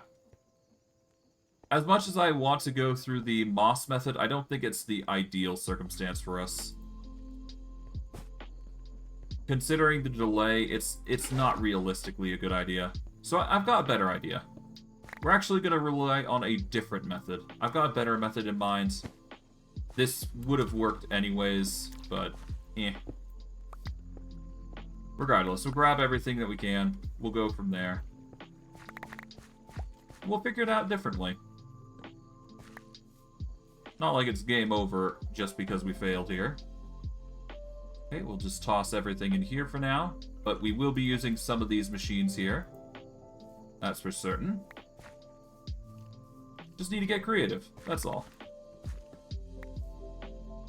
Grab the obsidian, because we might need that.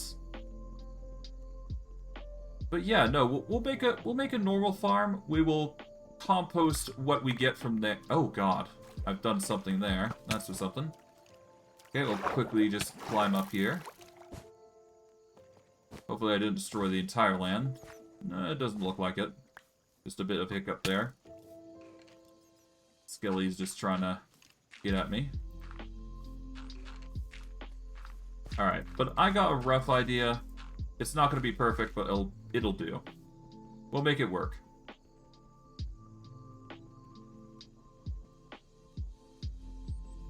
And once we're done breaking this, there we go.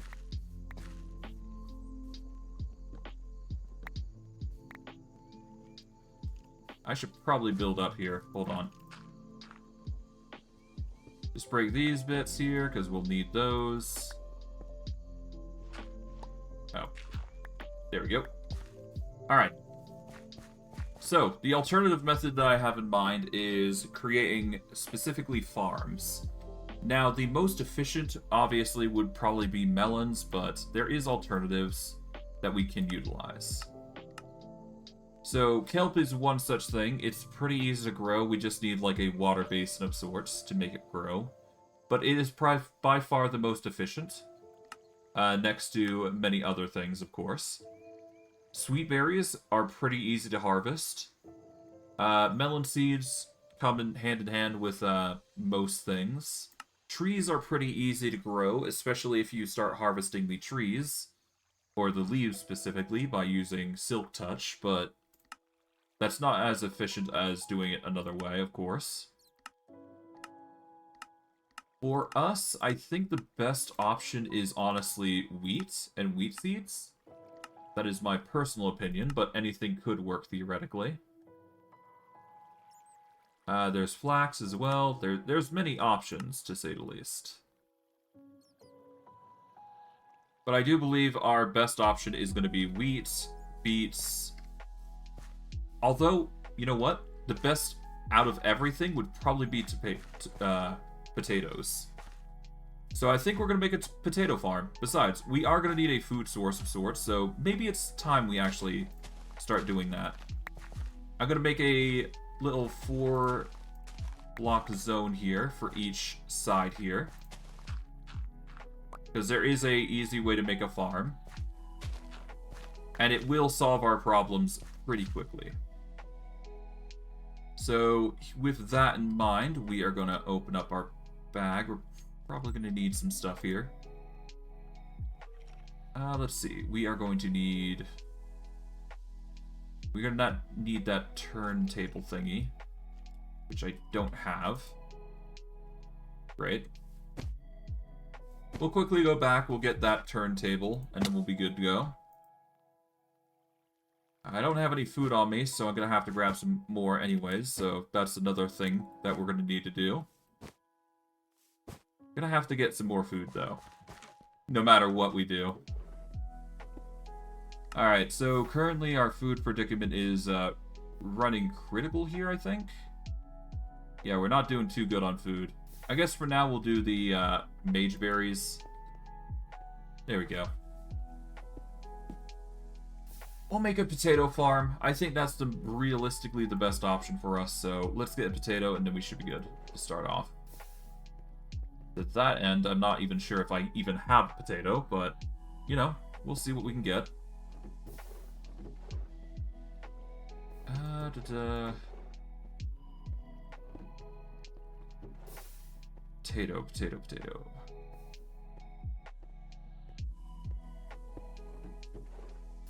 Yeah, I don't see no potato. Oh, no, we've got one potato. One good potato.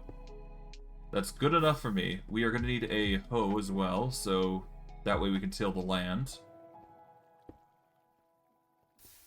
Other than that, we just gotta wing it, really.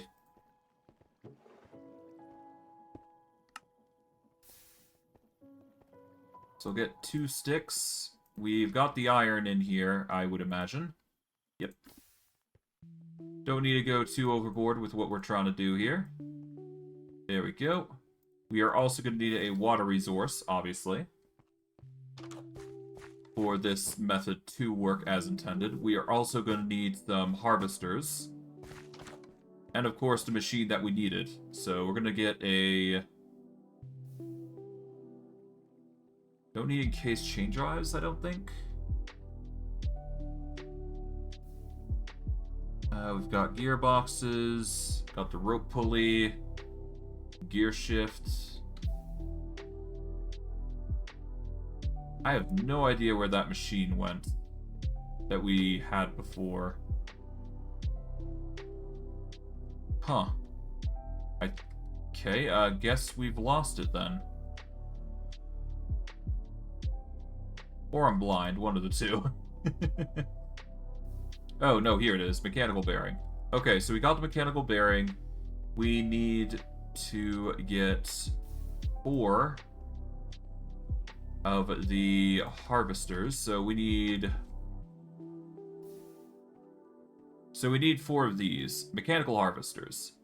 With a stone cutter, we can get 2 of them. So if we just plop the andesite machines here, we can get 2 of these easily. There we go. We now have a means of farming of sorts. Not the most efficient means, but it is a means all the same. Now, of course, we gotta set up the machine. Okay, we'll eat up here. There we go. Nice.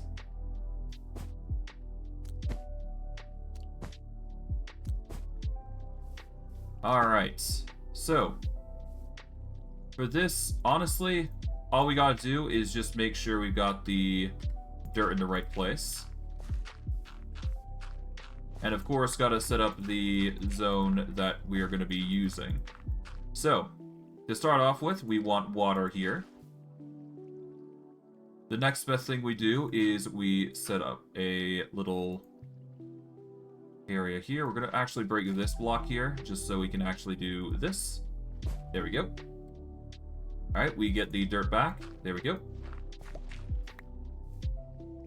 Now, I do believe that in order for this to work, we are going to need to do this.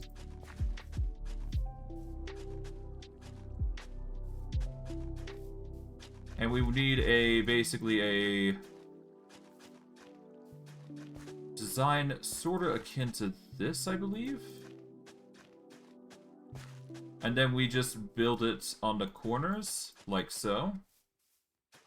I think that's how it works anyways.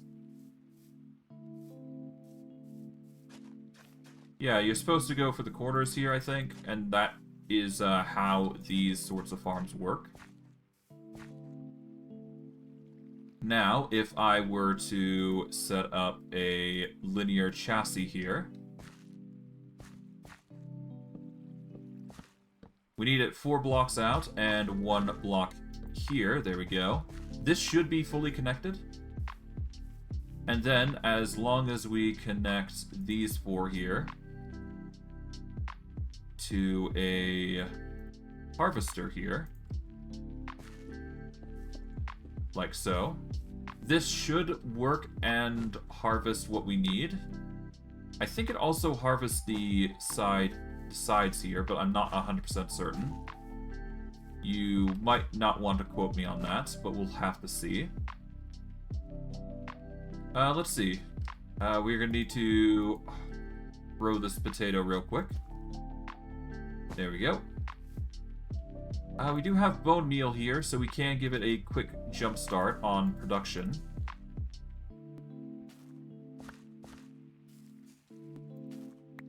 There we go, that should be enough. Now, if I were to, I don't know. Alright, so here's how we're going to do it. We're going to shift. No, we want to click and hold. And we want to only place near initial angle. So it's always going to be placing here, as far as I believe. So if it ever runs out of power, we will have it in a specific position. Regardless, we are going to need 2 of these large gears here in order for it to rotate properly, as intended. So if I do this, and I set up the Starbuncle wheel, just to start off with. Okay, it's going the opposite direction that I want it to go. So, the alternative is go here. And that's just going to slowly but surely harvest. Hopefully. And it does seem that it's actually getting into the sides and corners equally as well.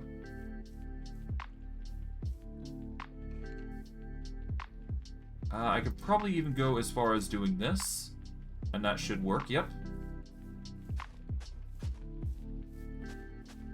And I think this will work as intended.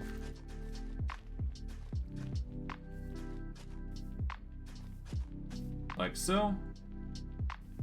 And this is how the farm basically works. Now, of course, we're going to have to turn it off here, so give me a second.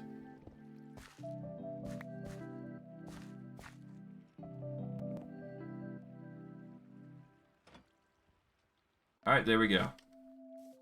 Now that sets up as accordingly. I'm not sure if this is going to work as intended, but you know what? It's fine. Okay, now we just need to set up a chest or a barrel or literally anything to stow these items in, and we should be good to go.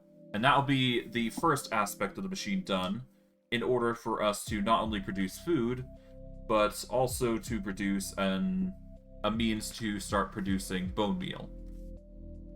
It's not ideal, but it's something, to say the least.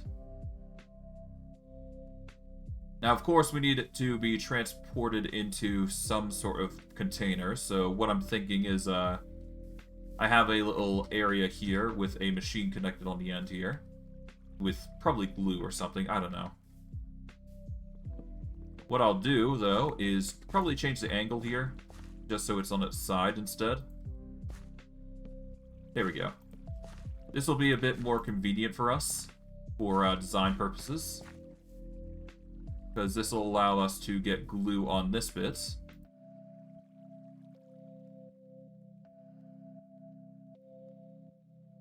Where is the machine here? Hold on. Yeah, hold on.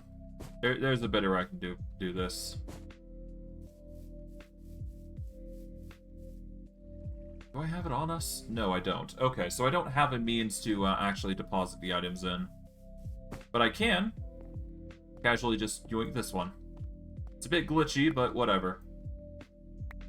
It's not like this machine is being used just yet anyway, so... Well, technically it was, but it didn't work out as intended. So what we do here is we're going to need the glue here, I think. Where's the glue? It is right here. Bada bing, bada boom. Gonna quickly get the portable storage interface set up. There we go. Just connect it with glue. And that'll do that job. And then all we gotta do is we've got to set up a bit of a chest on the top here.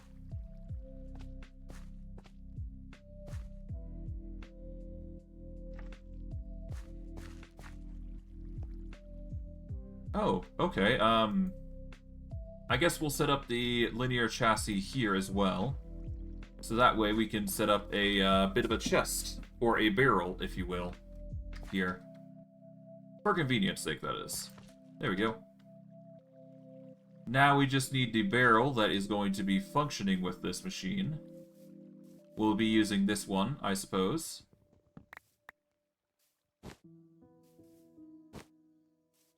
Okay, we're just gonna quickly go here. Bada boom.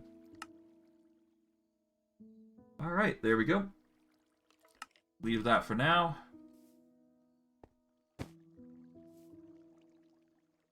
Alright, dark oak barrel goes right on. There we go. That is going to be storing all the, hopefully it's going to be storing all the, potatoes here. But we'll have to see. Regardless, this should go all the way to the corner here, in which case we drop the items from here. And with another portable storage interface, this just connects to here. And then we have a bit of a... Yeah, we get a chute in, I do believe. And that could work. So yeah, we place that there. We have the... Yeah, we get an andesite belt funnel. There we go. Or andesite funnel, rather. Yep, we just have that pour out. And then we have a chute go into there.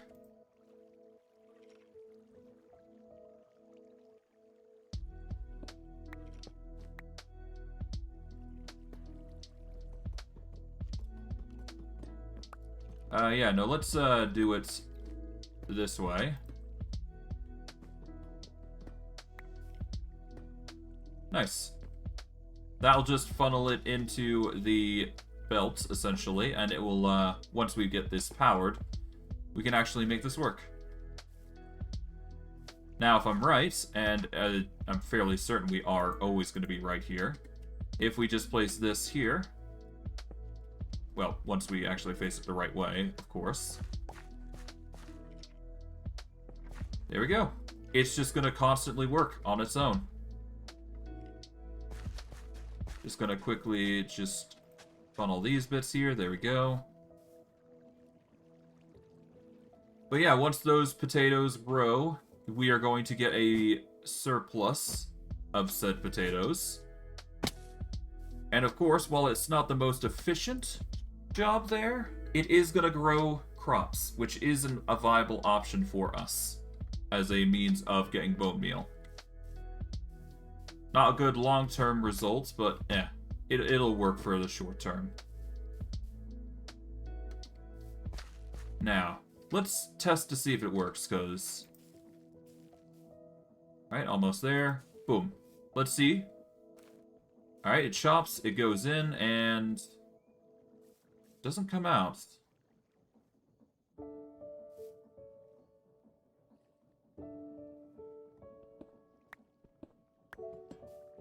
Okay, let's assume it's just a bit too far. Or a bit too close.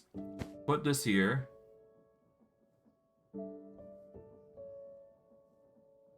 Alright, let's put a block here temporarily. Then we put in the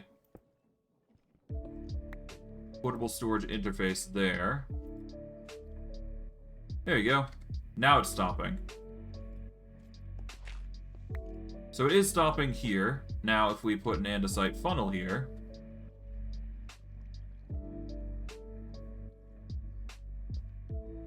it wants to put things in.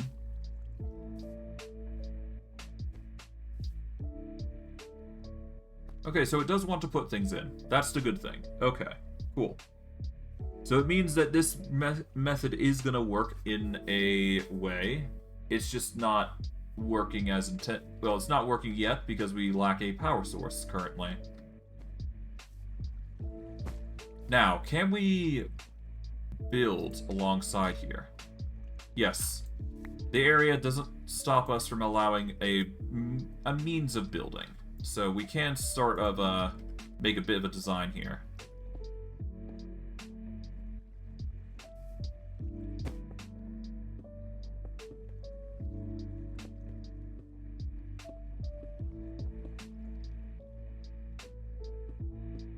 Let's do that. We don't need to make this too complicated. We just need to make it so it looks nice. Just mainly so we don't actually have to see the harvester working at its full capacity and just sticking out like a sore thumb. Okay, there we go. Poor fish. Alright, let's see.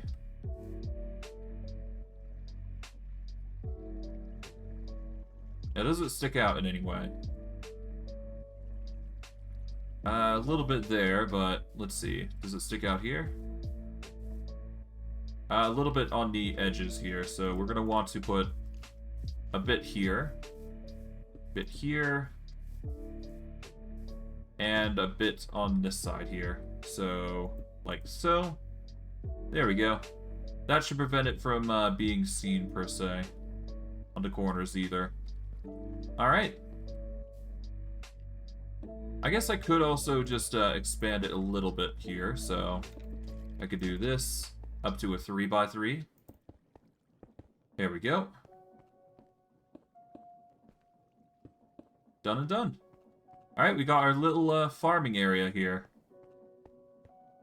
It's going to perpetually prepare potatoes, as it were.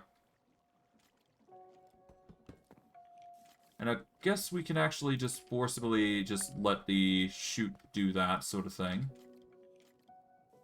Because it's going to drop down anyways, so it's no big deal.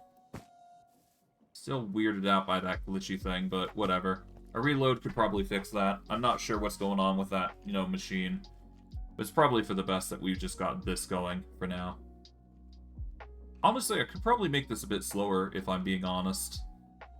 And it would work all the same.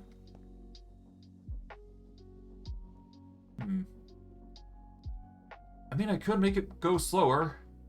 All I just need to do is use the big gear and then go a small gear instead. And rinse and repeat until it's slow enough that I'm satisfied, but not really gonna change much what I do here, huh? Regardless, we have our setup of potatoes. And I'm satisfied with this design. It's gonna get... Oh, hold on. Did I save a potato there? Yeah, I did. So it's not actually picking up a potato, which is a concern. Okay, so it's not actually picking up potatoes, which is a problem. So we need to find a way to...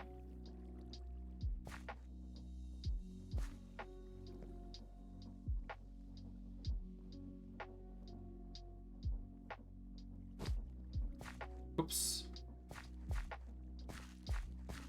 Okay, let's,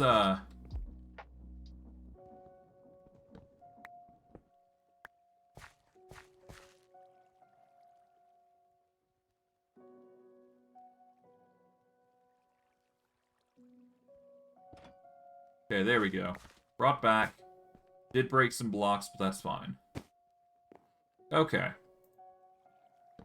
So the problem is, obviously, that we're not getting the potatoes. So it's probably just because we're using a sophisticated barrel as opposed to a normal barrel.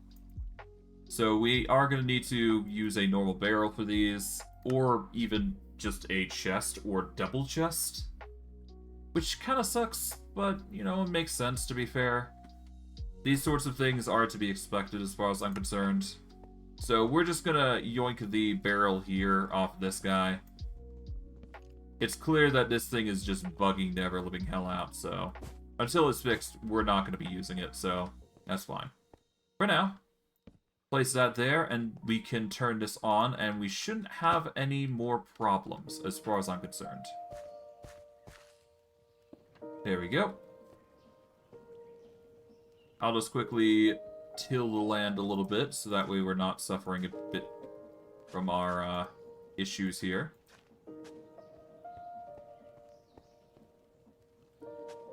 There we go. Now we just gotta make sure that we clear out the block here, at least. Well, actually, no, we don't even need to do that much. We can just leave it as is. Not like it matters much. Okay, with that, though, we can start setting up these potatoes here. Just to give it a bit more oomph on its gathering. We are going to need to set up a system here, though. So I'm going to just quickly set up a barrel here. And I do believe with this, it will actually work. So the chute is going to just drop things into the barrel. Or we can do an andesite funnel in. Either way, it's going to work.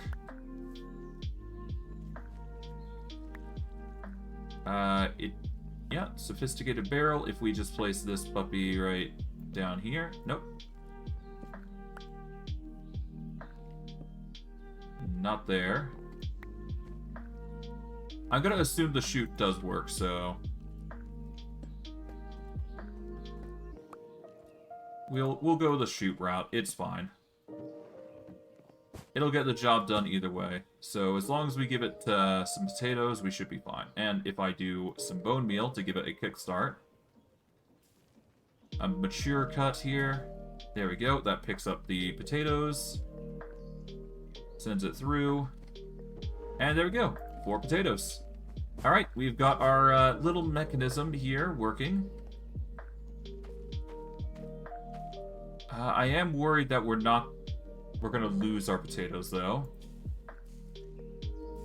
Let's see. Do we still get our potatoes and not lose the crop? We do not lose the crop if we do that. So that's good.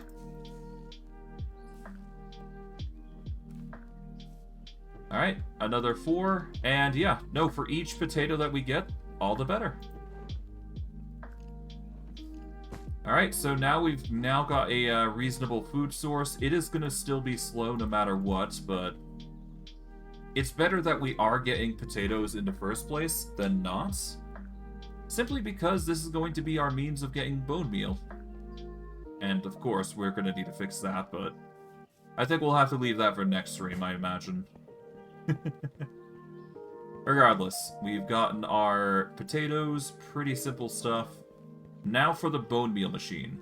The bone meal machine is arguably going to be the easiest out of the lot. We just need to provide it a means to automatically transfer the resources in there, and then we're good. It's as simple as that.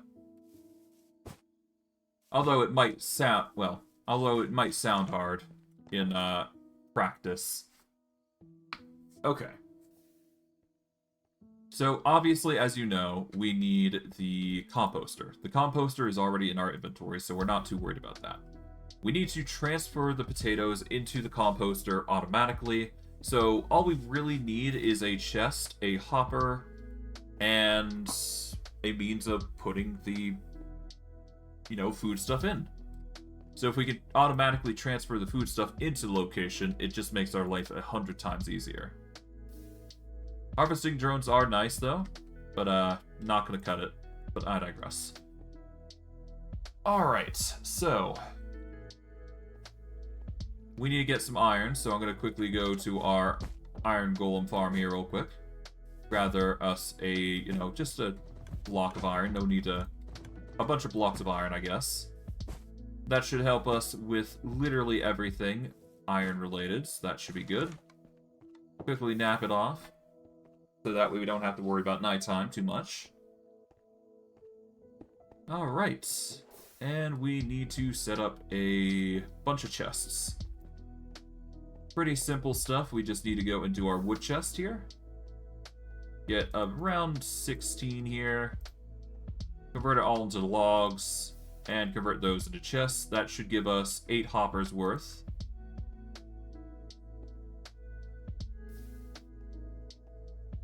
Bada boom. There we go. Just do an upside down, well, minecart basically. Convert those, there we go, and that's that. Alright, 8 hoppers should be enough. Or in fact, it's way more than enough. So all we gotta do is just get a single hopper and a composter. And then of course we need to filter the bone meal out and let it filter across. Now of course the bone meal part's gonna be a bit of a tedium, but there is an easy way of going about it. And I think that would be just using another hopper. But I can't guarantee this is going to work, so we'll have to set it up creatively here. Oh. Whatever. Alright, so here's... I think I got the rough idea of it. So what we do is we place the composter here, place the hopper here, and then we have another hopper there. And I think this is literally just all you need. We'll keep that open, but we are going to need a bit of a test subject here. Don't have any more plants growing just yet. Potatoes are slowly growing, but not enough to warrant its, continued growth. Let's see.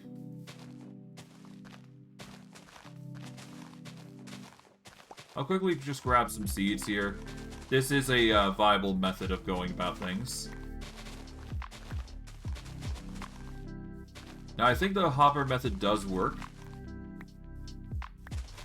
But I just want to make sure if it does work, because that does matter.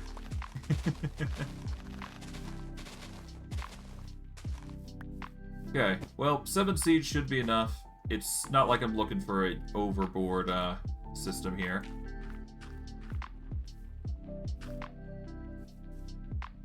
But yeah, no, that just generates some. It's not enough, though. We're just going to get some more seeds here real quick. Yep, nope.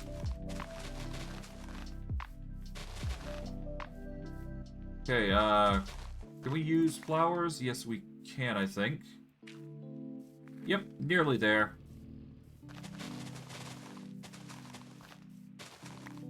Okay, this should be the last seed that we need, and if I'm correct... Yep, nope, we got bone meal in there.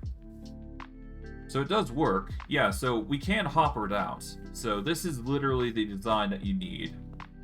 Very simple in hindsight. And literally all we needed to do was just set this up accordingly.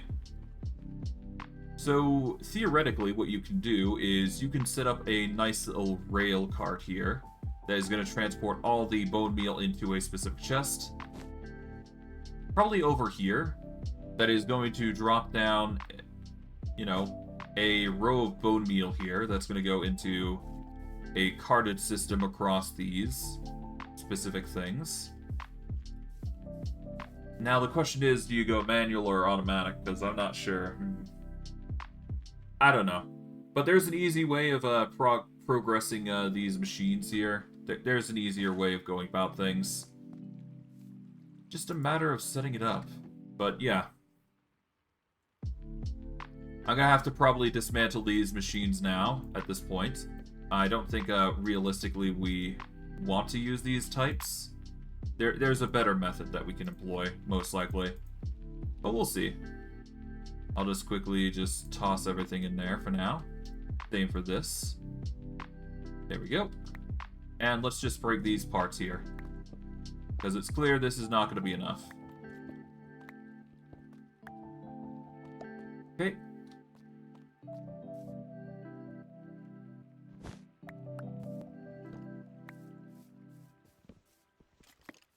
Alright, let's break this.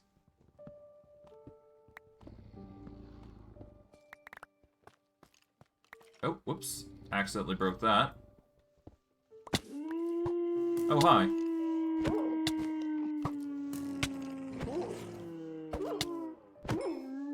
God, these guys are annoying. Alright, let's get the skeleton before it becomes a problem. There we go. Pretty easy stuff.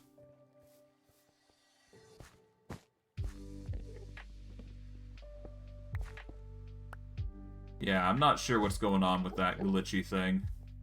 We'll figure it out. It's no biggie. Alright, regardless, we're just going to take out the pieces here. Slowly but surely, just fix our problems. Gonna need to extend ourselves a little bit.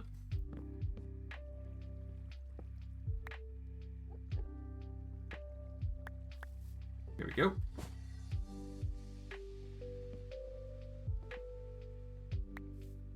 Alright. Then, of course, we got this puppy here. Alright. Break this. I'll just leave those two wooden planks there. No reason to keep them around. Alright, this glitchy mess of a machine is not going to help, but whatever.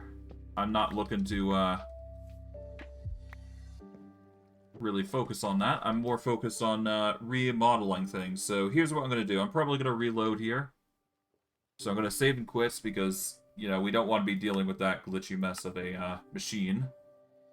So a quick reload should be good.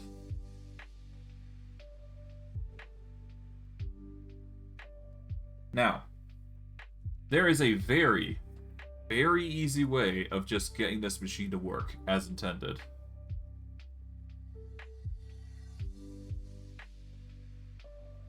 Now, as you can see, we've got a clean slate now.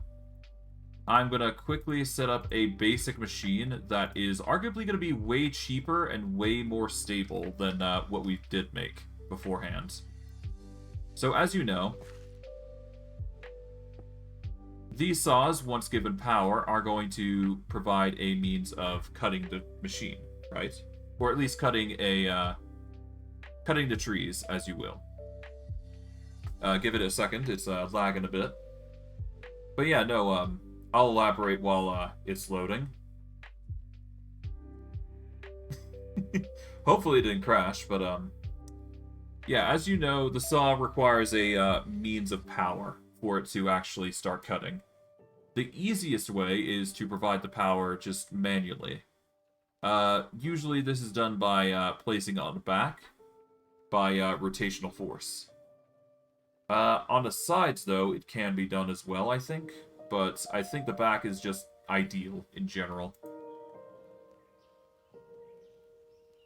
And it has crashed, I do believe, so I think I'm going to have to close here. Give me a second. Sucks to suck, but, you know, that's how it is.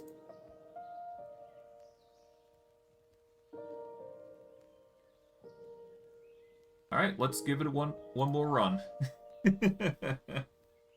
Well, at least we got the, potato farm, which is going to help with the bone meal. That's going to be ideal. And yeah, the bone meal is pretty much as simple as just tossing it through a hopper and then filtering out the potatoes and going from there. Or literally just any crops that we just make. As long as we just filter in anything that can grow, we are basically good. Moss was just going to be ideal because it actually grows really fast. But with how uncertain the machine is, I'm not really going to rely on it. I don't think it's the best choice we could make for a machine. I probably could make it work, to be fair. I could probably make it work really well. But I'm looking for efficiency here, and growing crops is probably going to be a little bit more efficient than the alternative. So, this is my choice. Regardless. I am going to have to set up some lighting, though. That's for certain. If I want it to run 24/7. I probably could lower down the speed, though. That is a thing I should do. And I should probably make more farms, honestly, with one of those wheels. There's no harm in doing, like, 3 runs of a mill that have different crops that can just funnel in and turn into materials. Worst case, I just get some more materials, like potatoes and all that jazz, but I digress.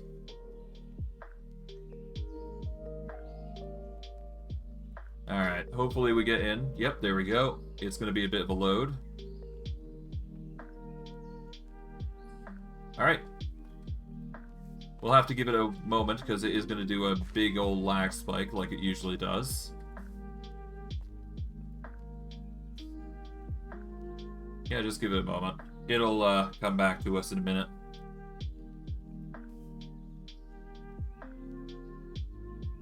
There we go. Done and done. Alright. But yeah, no, as you can see, we could probably lower the speed and give this little starbuncle a bit more power. We don't need it to be this fast, but I digress. If we follow this simple design and multiply it a bundle of times with using this as a means of getting our bone meal, we will have a surplus that we can use for these machines. Now, let's talk the saw. Mechanical saw has a pretty simple function. If we power the behind here, it'll work. Now, of course, we really want this to work as intended, but I think we're going to have to go with a different design, essentially. I do have a design in mind, to be fair.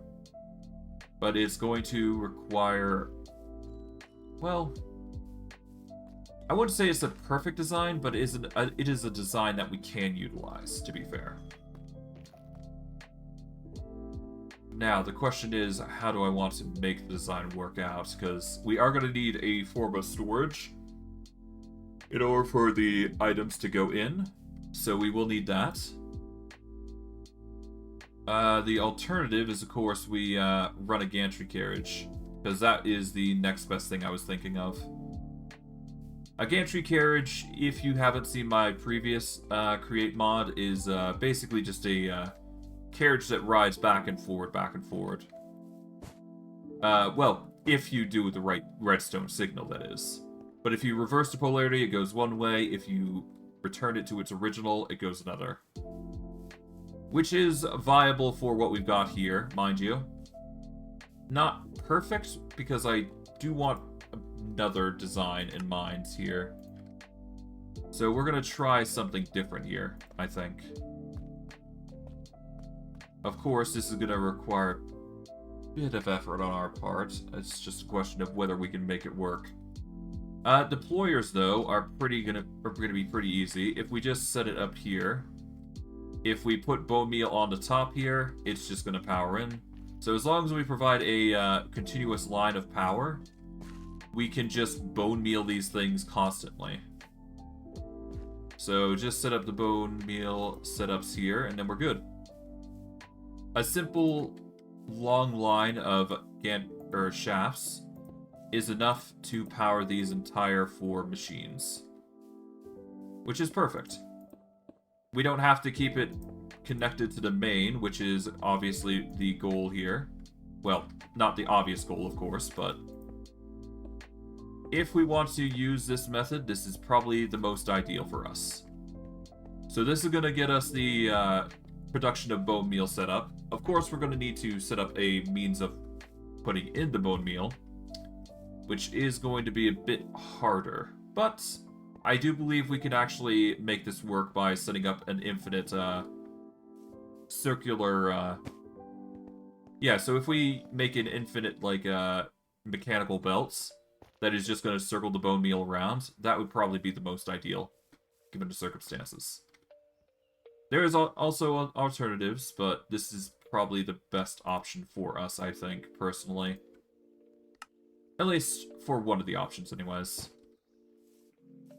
Regardless. Lighting. We should probably settle that. Give me a second. We've got plenty here.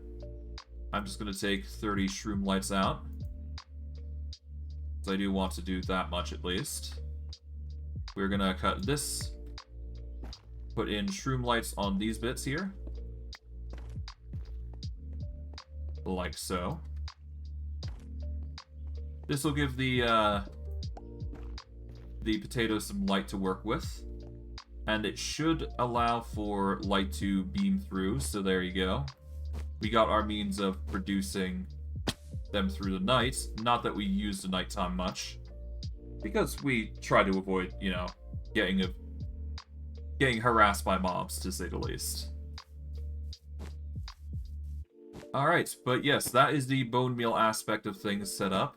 It's not, you know, wired and everything, but it will work. I know that for a fact. As long as we just give this power constantly, should be fine. So literally just get a starbuncle and then we're good. Of course, we're going to need to get more, but whatever. Eat some mage boom.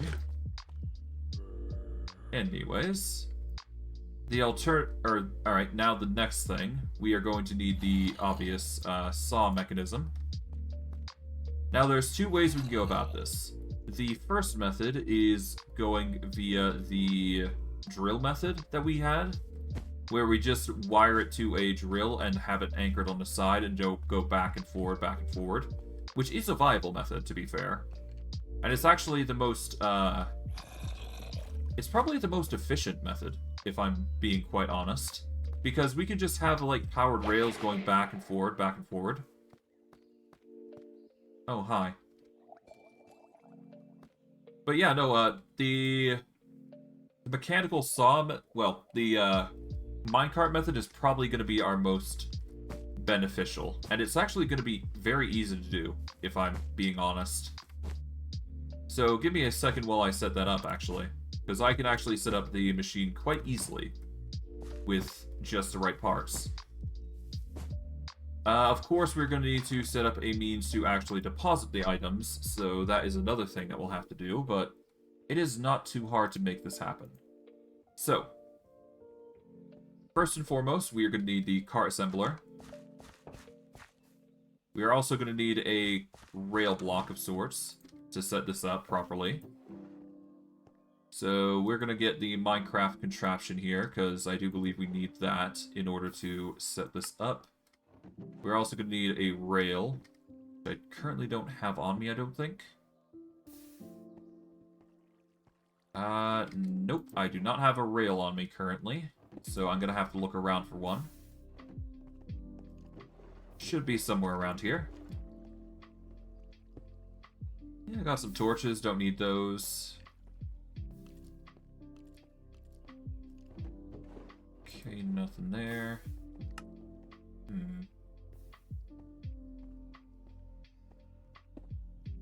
I don't see any rails just yet. I am probably blind, among other things. Oh, here we go. We can use powered rails here. Powered rails is basically the same difference. Right, all we gotta do is just place this here Then we take the Minecraft contraption here. Okay, as long as we provide this with a means of power, we can just reactivate it and we should be good. So we'll use a lever here to make it work. There we go. Take those. All we're going to do is take these bits here. There we go.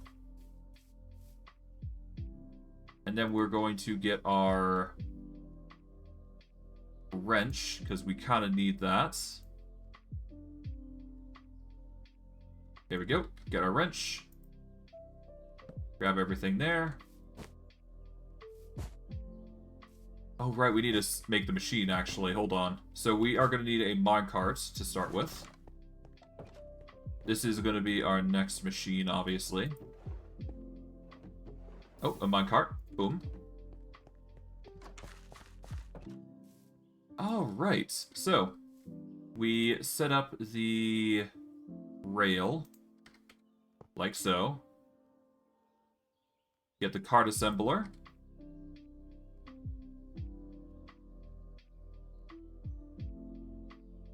Alright, we set up the minecart there. Now we need to build the machine.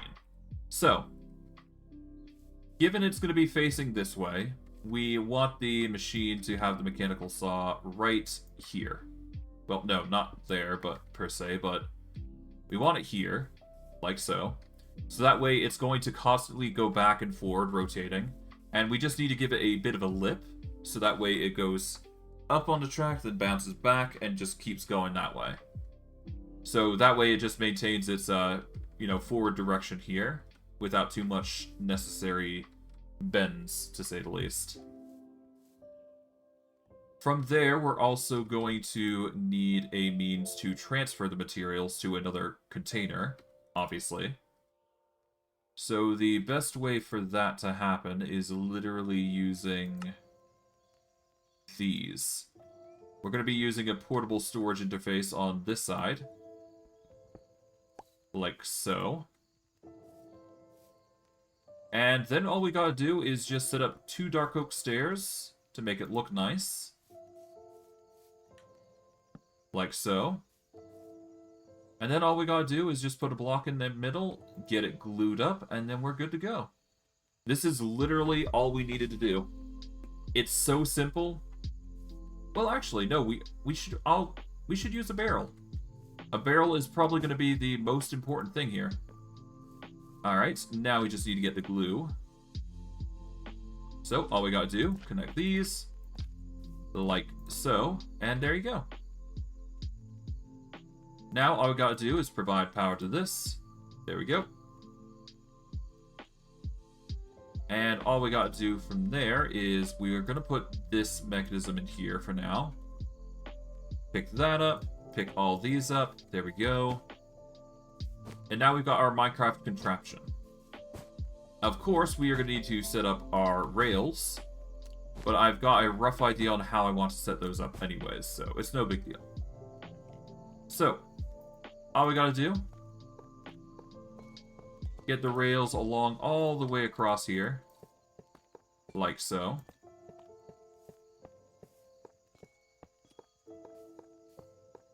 Like so.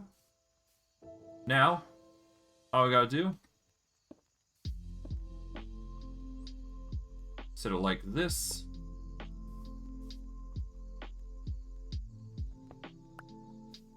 And make sure we just have a bit of a... Well, no, let's give it a bit more gap. So like that, there. Oh, whoops. I meant to do this. Break that, and then we do that. There we go. And that's all we need to do. Then we do the same thing on this side. Just make sure we have the bricks set up accordingly, and we should be good. There we go. Boop. And of course we need to make it powered, so we will have to set that up. But it's as easy as using a redstone torch on this bit, and I think this bit. There we go. And all of it's powered, so there you go. Now, I do believe this machine does like to shift back and forward, so don't be too surprised about that. Now, if we just push this, it's gonna do a back and forward motion. Yep, there you go.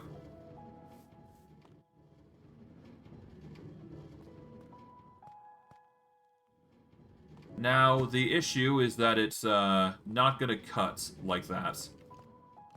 So we're just gonna do that. We're gonna pick it back up, because I made a mistake on the design there. Just a tiny mistake. Pick that up. We've actually got a bit too close to the mushrooms, is the thing. So all we gotta do is just extend the blocks out a little bit, and then we should be good. Simple as that. Okay.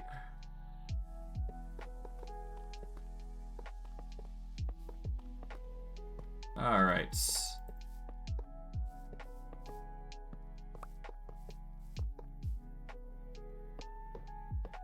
Okay, now we just gotta get everything in. There we go. Okay, we now take out this, put this here. There we go.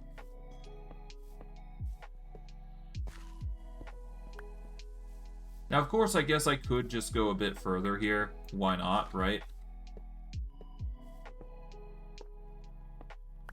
I might as well go the further distance just to give it the most out of travel that we can.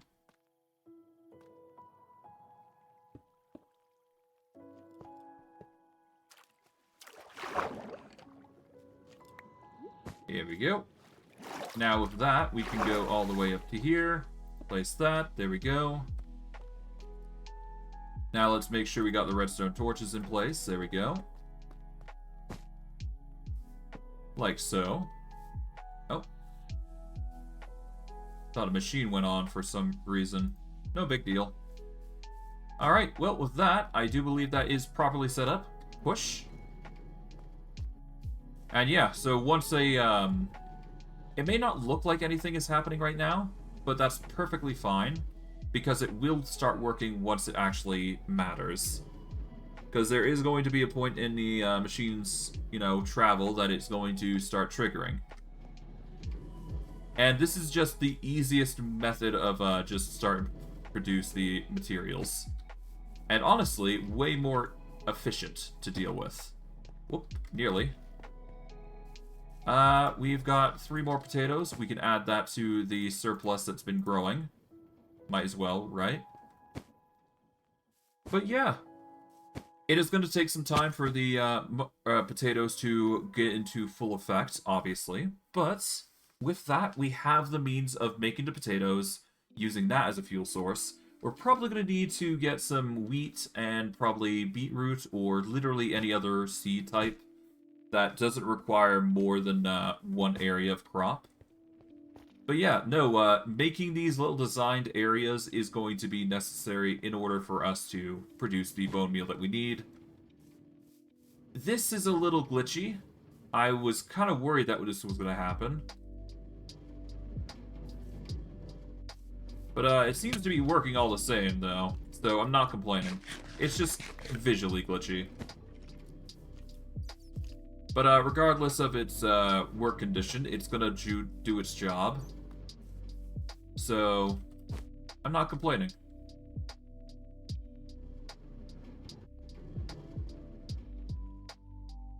But yeah, now it's just a matter of getting the deployers set up. The most we can do is... Yeah, so the most we do here is just set it so it has bone meal going in. And once it actually has bone meal going in, it's going to start producing.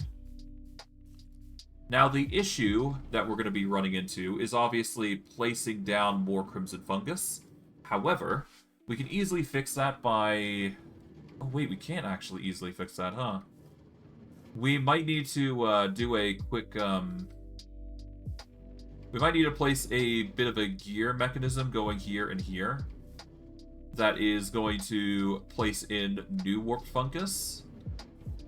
And in fact, that might also be the same case for here. Yeah, no, that's going to have to be the same case. So we're going to have to also have a means to place into mushrooms. But I do believe with a proper placement of gears, we can actually just do a bit of a placement here where we can get some shafts turning in and use another set of deployers here that can set up these warp fungus properly. Regardless, that shouldn't be too much of an issue, I do believe. But for now, we have the setup appropriate. Now if we... Okay, we can't grow crimson fungus like that. We can do this, and that will just cut that immediately. There you go, and bada boom. Every time it goes back one way, it basically grabs everything, and we're good. I'm impressed it managed to do that, huh? Although, that does raise the question, how do we grow crimson and nylium? Okay, let's see.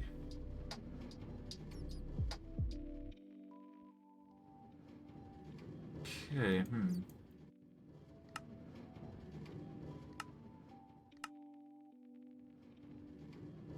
Biomass.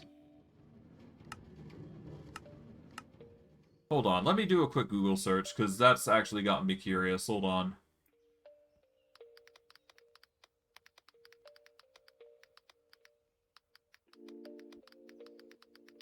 Let's see.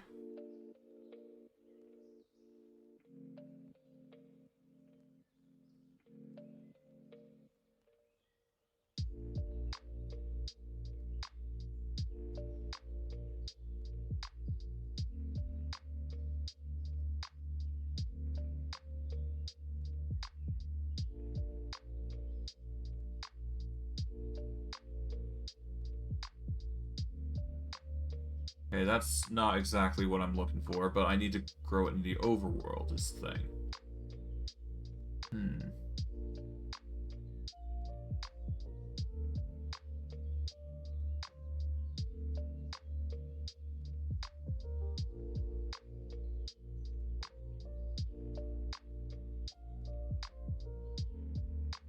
Okay, I don't know how I'm gonna grow it in the overworld.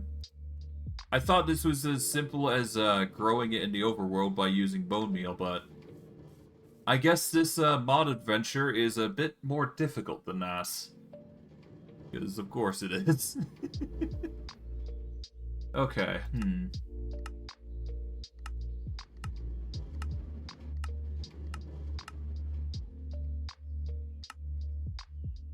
Okay.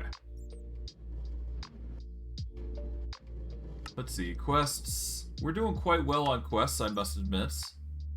We've managed to get ourselves some runes, so that's actually going to be really good. We got an Artificer's Epic Bag, so that's cool. We are going to need to use a millstone to mill this rune dust, or get rune dust anyways. We're also going to need a violet corundum clusters, which require any cluster of types. And then we can get Quark's version, but it's a question of whether we can get... How do we get more? But yeah, 3 rune dust and a single cluster gets us a single rune, which... I don't think that actually makes it efficient. I don't know. Regardless.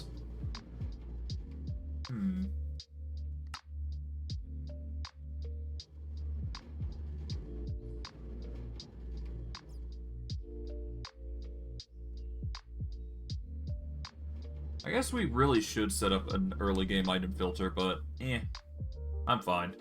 Technically, we've already defeated this aspect of things, but whatever. It don't matter.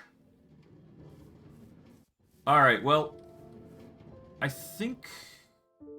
Yeah, no, I think we're gonna have to... I mean, we got the normal mushrooms down to pat. It's just a matter of dealing with the warp fungus. Oh, no, wait. I can get the warp fungus, apparently.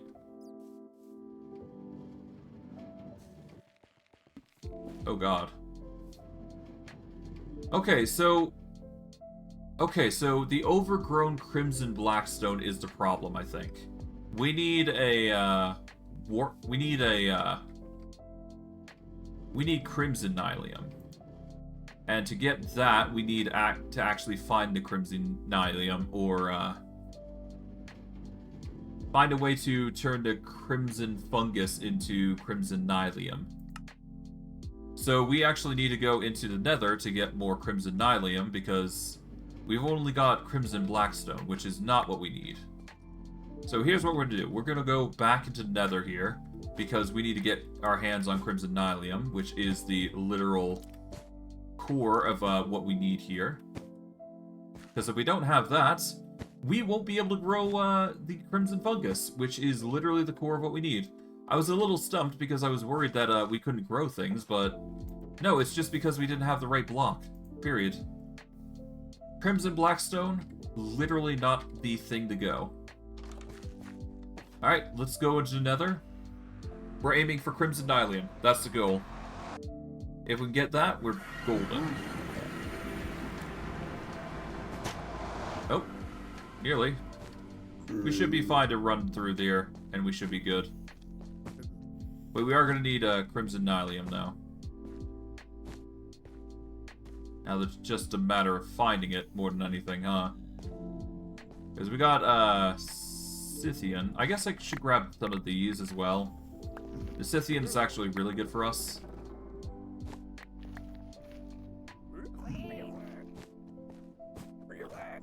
Okay, but yeah, no.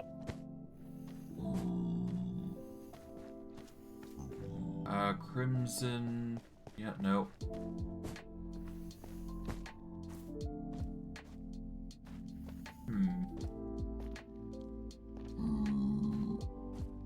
I wonder how you get more... Ow! What the hell? Ow. Must have been a blaze there, huh? Okay, so how do you get it then? Bastion, Goblin Stable. Ow. Yeah, no, there he is. Okay, so we can get it at Bastion, Goblin Stable, which is one of the many options that we can go for. God, this is so red.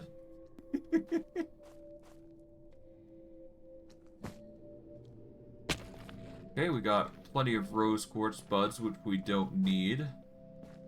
Overgrown.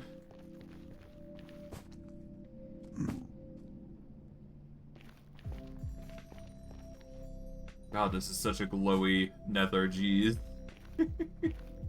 Not complaining, but geesh. Luminescent to an extreme. Whatever, not a big deal.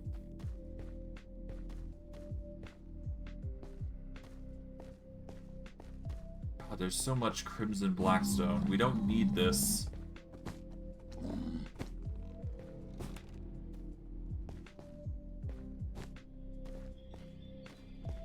Okay.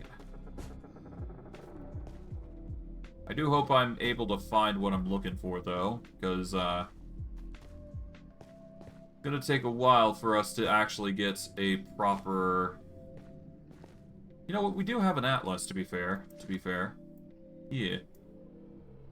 We got the portal, so we can always just come back following that path, so there's no big deal.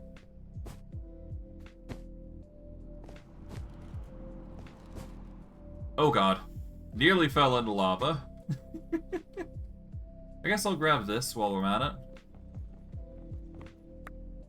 No harm in harvesting more than what we need. Oh god, we've got... Ooh. The shifting color was horrible. Got a ton of blackstone here, though, so that's interesting. Bit of grim. We got a bit more of a scoria plane here. Bit of a grim-looking area, but... Oh, hello. Just gonna avoid that wither skeleton like the plague.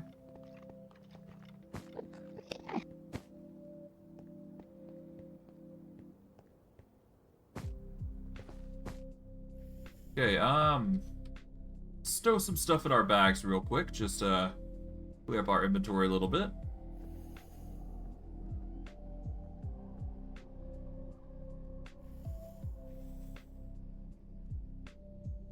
Okay, so far, nothing.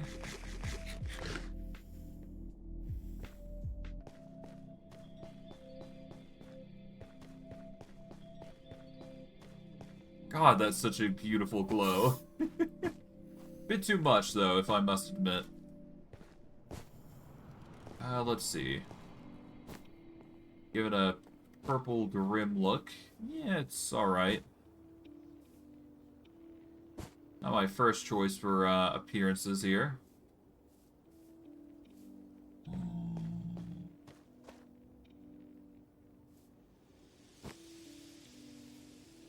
So far, so good. Well, as good as we're gonna get, that is. Let's see. Bunch of mushrooms, bunch of relatively dead mobs, nothing too crazy. Yep, more overgrown crimson nylium.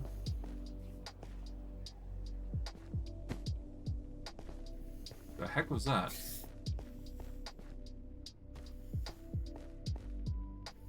Okay, that's something. Don't know what that is. Assume it's bad for you.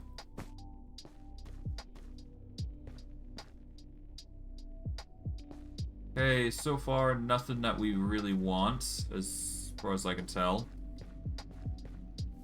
Nothing's really been that good to us. Item-wise, anyways. Wait, what was that? That is just locks. Nothing we need to worry about.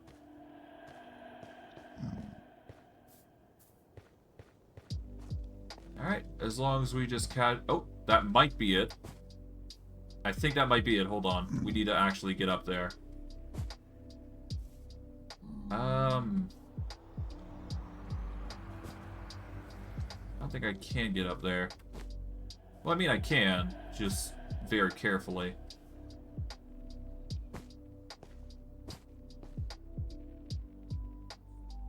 Lush. Okay.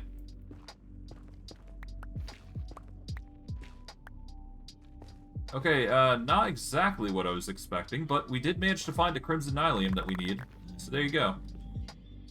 We just ran into, a flesh biome to get it, which is fine. We got the crimson nylium in the end, so now we just gotta get back. Do I need overgrown netherrack? Not really. I'll leave it alone. I'm quite satisfied with the amount of material we got anyways, so we should be good. Alright, let's get the heck out of here. Gonna take us a bit of a trip back. Yeah, we're just gonna have to go this way, and then we should be good. Of course, that is not gonna work as intended in the nether, because every area is sometimes a dead end. Thankfully, there's open spots like this where we can just hop tree to tree. Because why not? Just have to be careful, because you don't want to run into lava. There we go.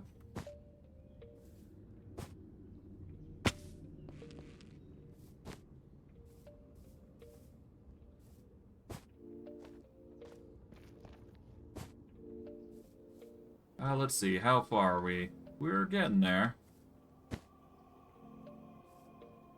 I guess we just missed the flesh biome here.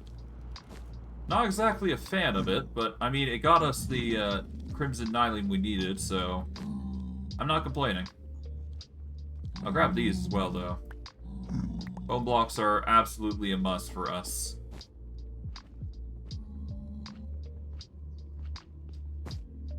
And hey, I'm not complaining. More bone blocks, the better.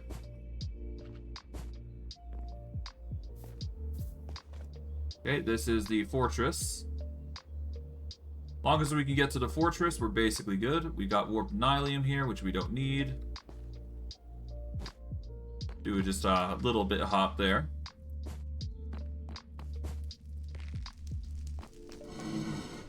I'm probably gonna have to go around here. Yeah. With a bit of careful parkour, we should be good to go.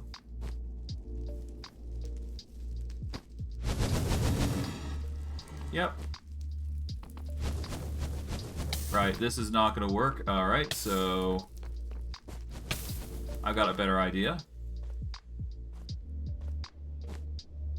This is gonna hurt. Ow. Eat up a little bit so we can regen a little bit. There we go. Managed to get into the Sub-Zero biome, which gets us carted into the Warp Soul biome by happenstance. There we go. And with that, we are almost there. We just need to get across here, I do believe. So that is going to just be around this bend, basically. Pretty difficult maneuver, though, to say the least. But I do believe we can make it here. It's just a bit of a hazard, to say the least. Shouldn't be too hard to do. I'll just quickly vein mine the nether quartz, because we might as well, right?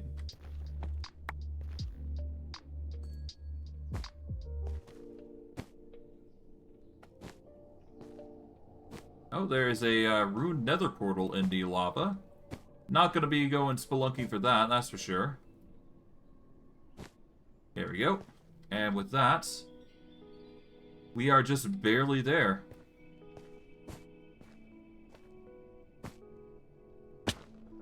Alright, with that, though, we can quickly just march our way back. Pretty self-explanatory things here. And yeah, as long as we climb up here, and we avoid the dangers that is piglins, and piglin brutes and all that jazz, it's basically an easy run to the area. Hello.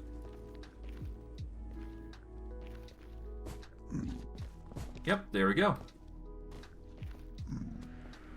And now we just port back and we're good. Bada boom. There we go.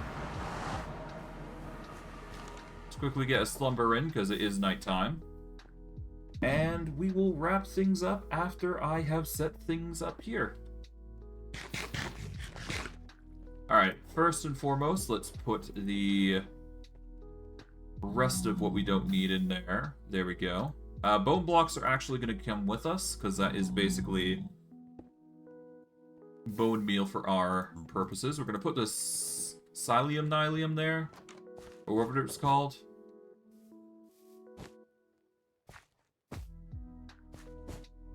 And yeah, all we gotta do is just march over to here, and just replace that block with this, which is exactly what we need for the growth of the machine.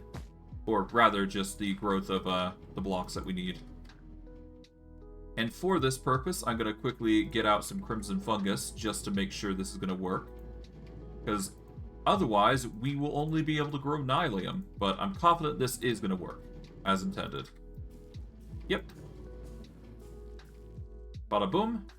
We've now got a means to growing crimson stems and Nylium stems. So we now have that means set up for us, which is great. Saves us so much pain and trouble. Now, if I just... I'm going to grow this at least. Oh, there we go. Yep, the machine's just going to casually cut everything that we grow here now. And as long as we just do this, and we put this in, there we go. Yeah, no, all we need to do is provide that power. These are all going to start providing bone meal to the machine. And I'm going to do one more thing before I wrap things up, because this is part of the machine that we're going to need to set up accordingly. So we are going to need... Okay, we don't have it on us, but I do believe I can fix that really quickly. So what we're going to do is we're just going to skirt across the water. And we need to go and into our mechanical chest, as you know. We need to go and grab the Yeah, we just need to grab 2 gearboxes, I do believe. No, we need to grab 4, I think. Yeah, we need 4. 4 gearboxes are a necessity here, I do believe, in order for this to work. Other than that, we should be good. So, all we gotta do is we got to cut this. Place a gearbox there. And from there, we place a gearbox here. And one here. From there, we take the shafts. Place them like so. Oh, no, wait, we won't be able to do it that way either. No, there's an alternative. It's fine. I got a better idea. Okay, so it won't work like that. But there's another way we can do it. So, what we need to do is, much like this, we need to have a gear here and a gear here. So we set the gearbox like so. And then we have a line here and a line here. There we go. We do the same exact thing on this bit here. And set these 2 here. Like so. And once we actually get this machine power, we can get 4 more deployers, I believe. I do believe we have those deployers, actually. Hold on. We do not. But essentially what we would do, to give you a rough idea of what we would do, essentially, is we would give the 4 deployers here a means of placing down crimson fungus and nylium fungus and the assorted mushrooms here. We'd of course need a way to actually deposit the mushrooms, so we will have to make a setup for the for a new belt that will go probably along here for 2 types of mushrooms and here for 2 types of the nylium and the crimson. And it basically just be a means of depositing the resources into the machine. We'll probably have like a setup of a funnel or something that holds the resources, and it just slowly funnels them into a container that just feeds into the deployer, basically. So we'd probably... Oh, no, we'd probably need a hopper more than anything for the deployers then. But other than that, you know, everything just falls into place at that point. But ultimately, we got everything set up. This machine is going to basically cut down the 4 trees that are prerequisites of everything. We probably are going to want to extend this even further for other types of trees, if we so desire. And it will just cut them all down. But it really just comes down to just personal choice on how we want to handle it. So, I think we're just going to wrap it up here. I think I'm satisfied with the results. We haven't got the full efficiency of the farm set up, unfortunately. But I did remodel the farm to... Well, I did remodel the mushroom farm to a certain degree as planned. And we settled on a design that I'm satisfied with in order to get more bone meal. Mind you, we're going to have to get more of these, but what I'll probably do next stream is I will probably finish off the mushroom farm properly. So what I'll probably do is I will probably get the... Well, no, I will definitely get the connection there to filter into a chest somewhere along this line, probably in the middle here. So that way we can deposit all the resources that we get from this. And then we will use those resources, or at least some of them, to funnel back into our bone meal farm when we establish where that is, to keep powering these 4 machines. And we'll just try to make it as automatic as possible. It's going to take some time no matter what we do in order to make it automatic. But ultimately, it just comes down to personal preference on how we want to handle it. But it's pretty simple for the bone meal farm. We just need 2 hoppers and the composter, so... All it really just takes is that, and then it's just going to start processing by itself. And there you go. It's done and done. But I digress. I'm going to wrap it up here. I hope you guys enjoyed today's stream. I know I did. And I will see you guys next stream. Take care, everybody, and have a good day.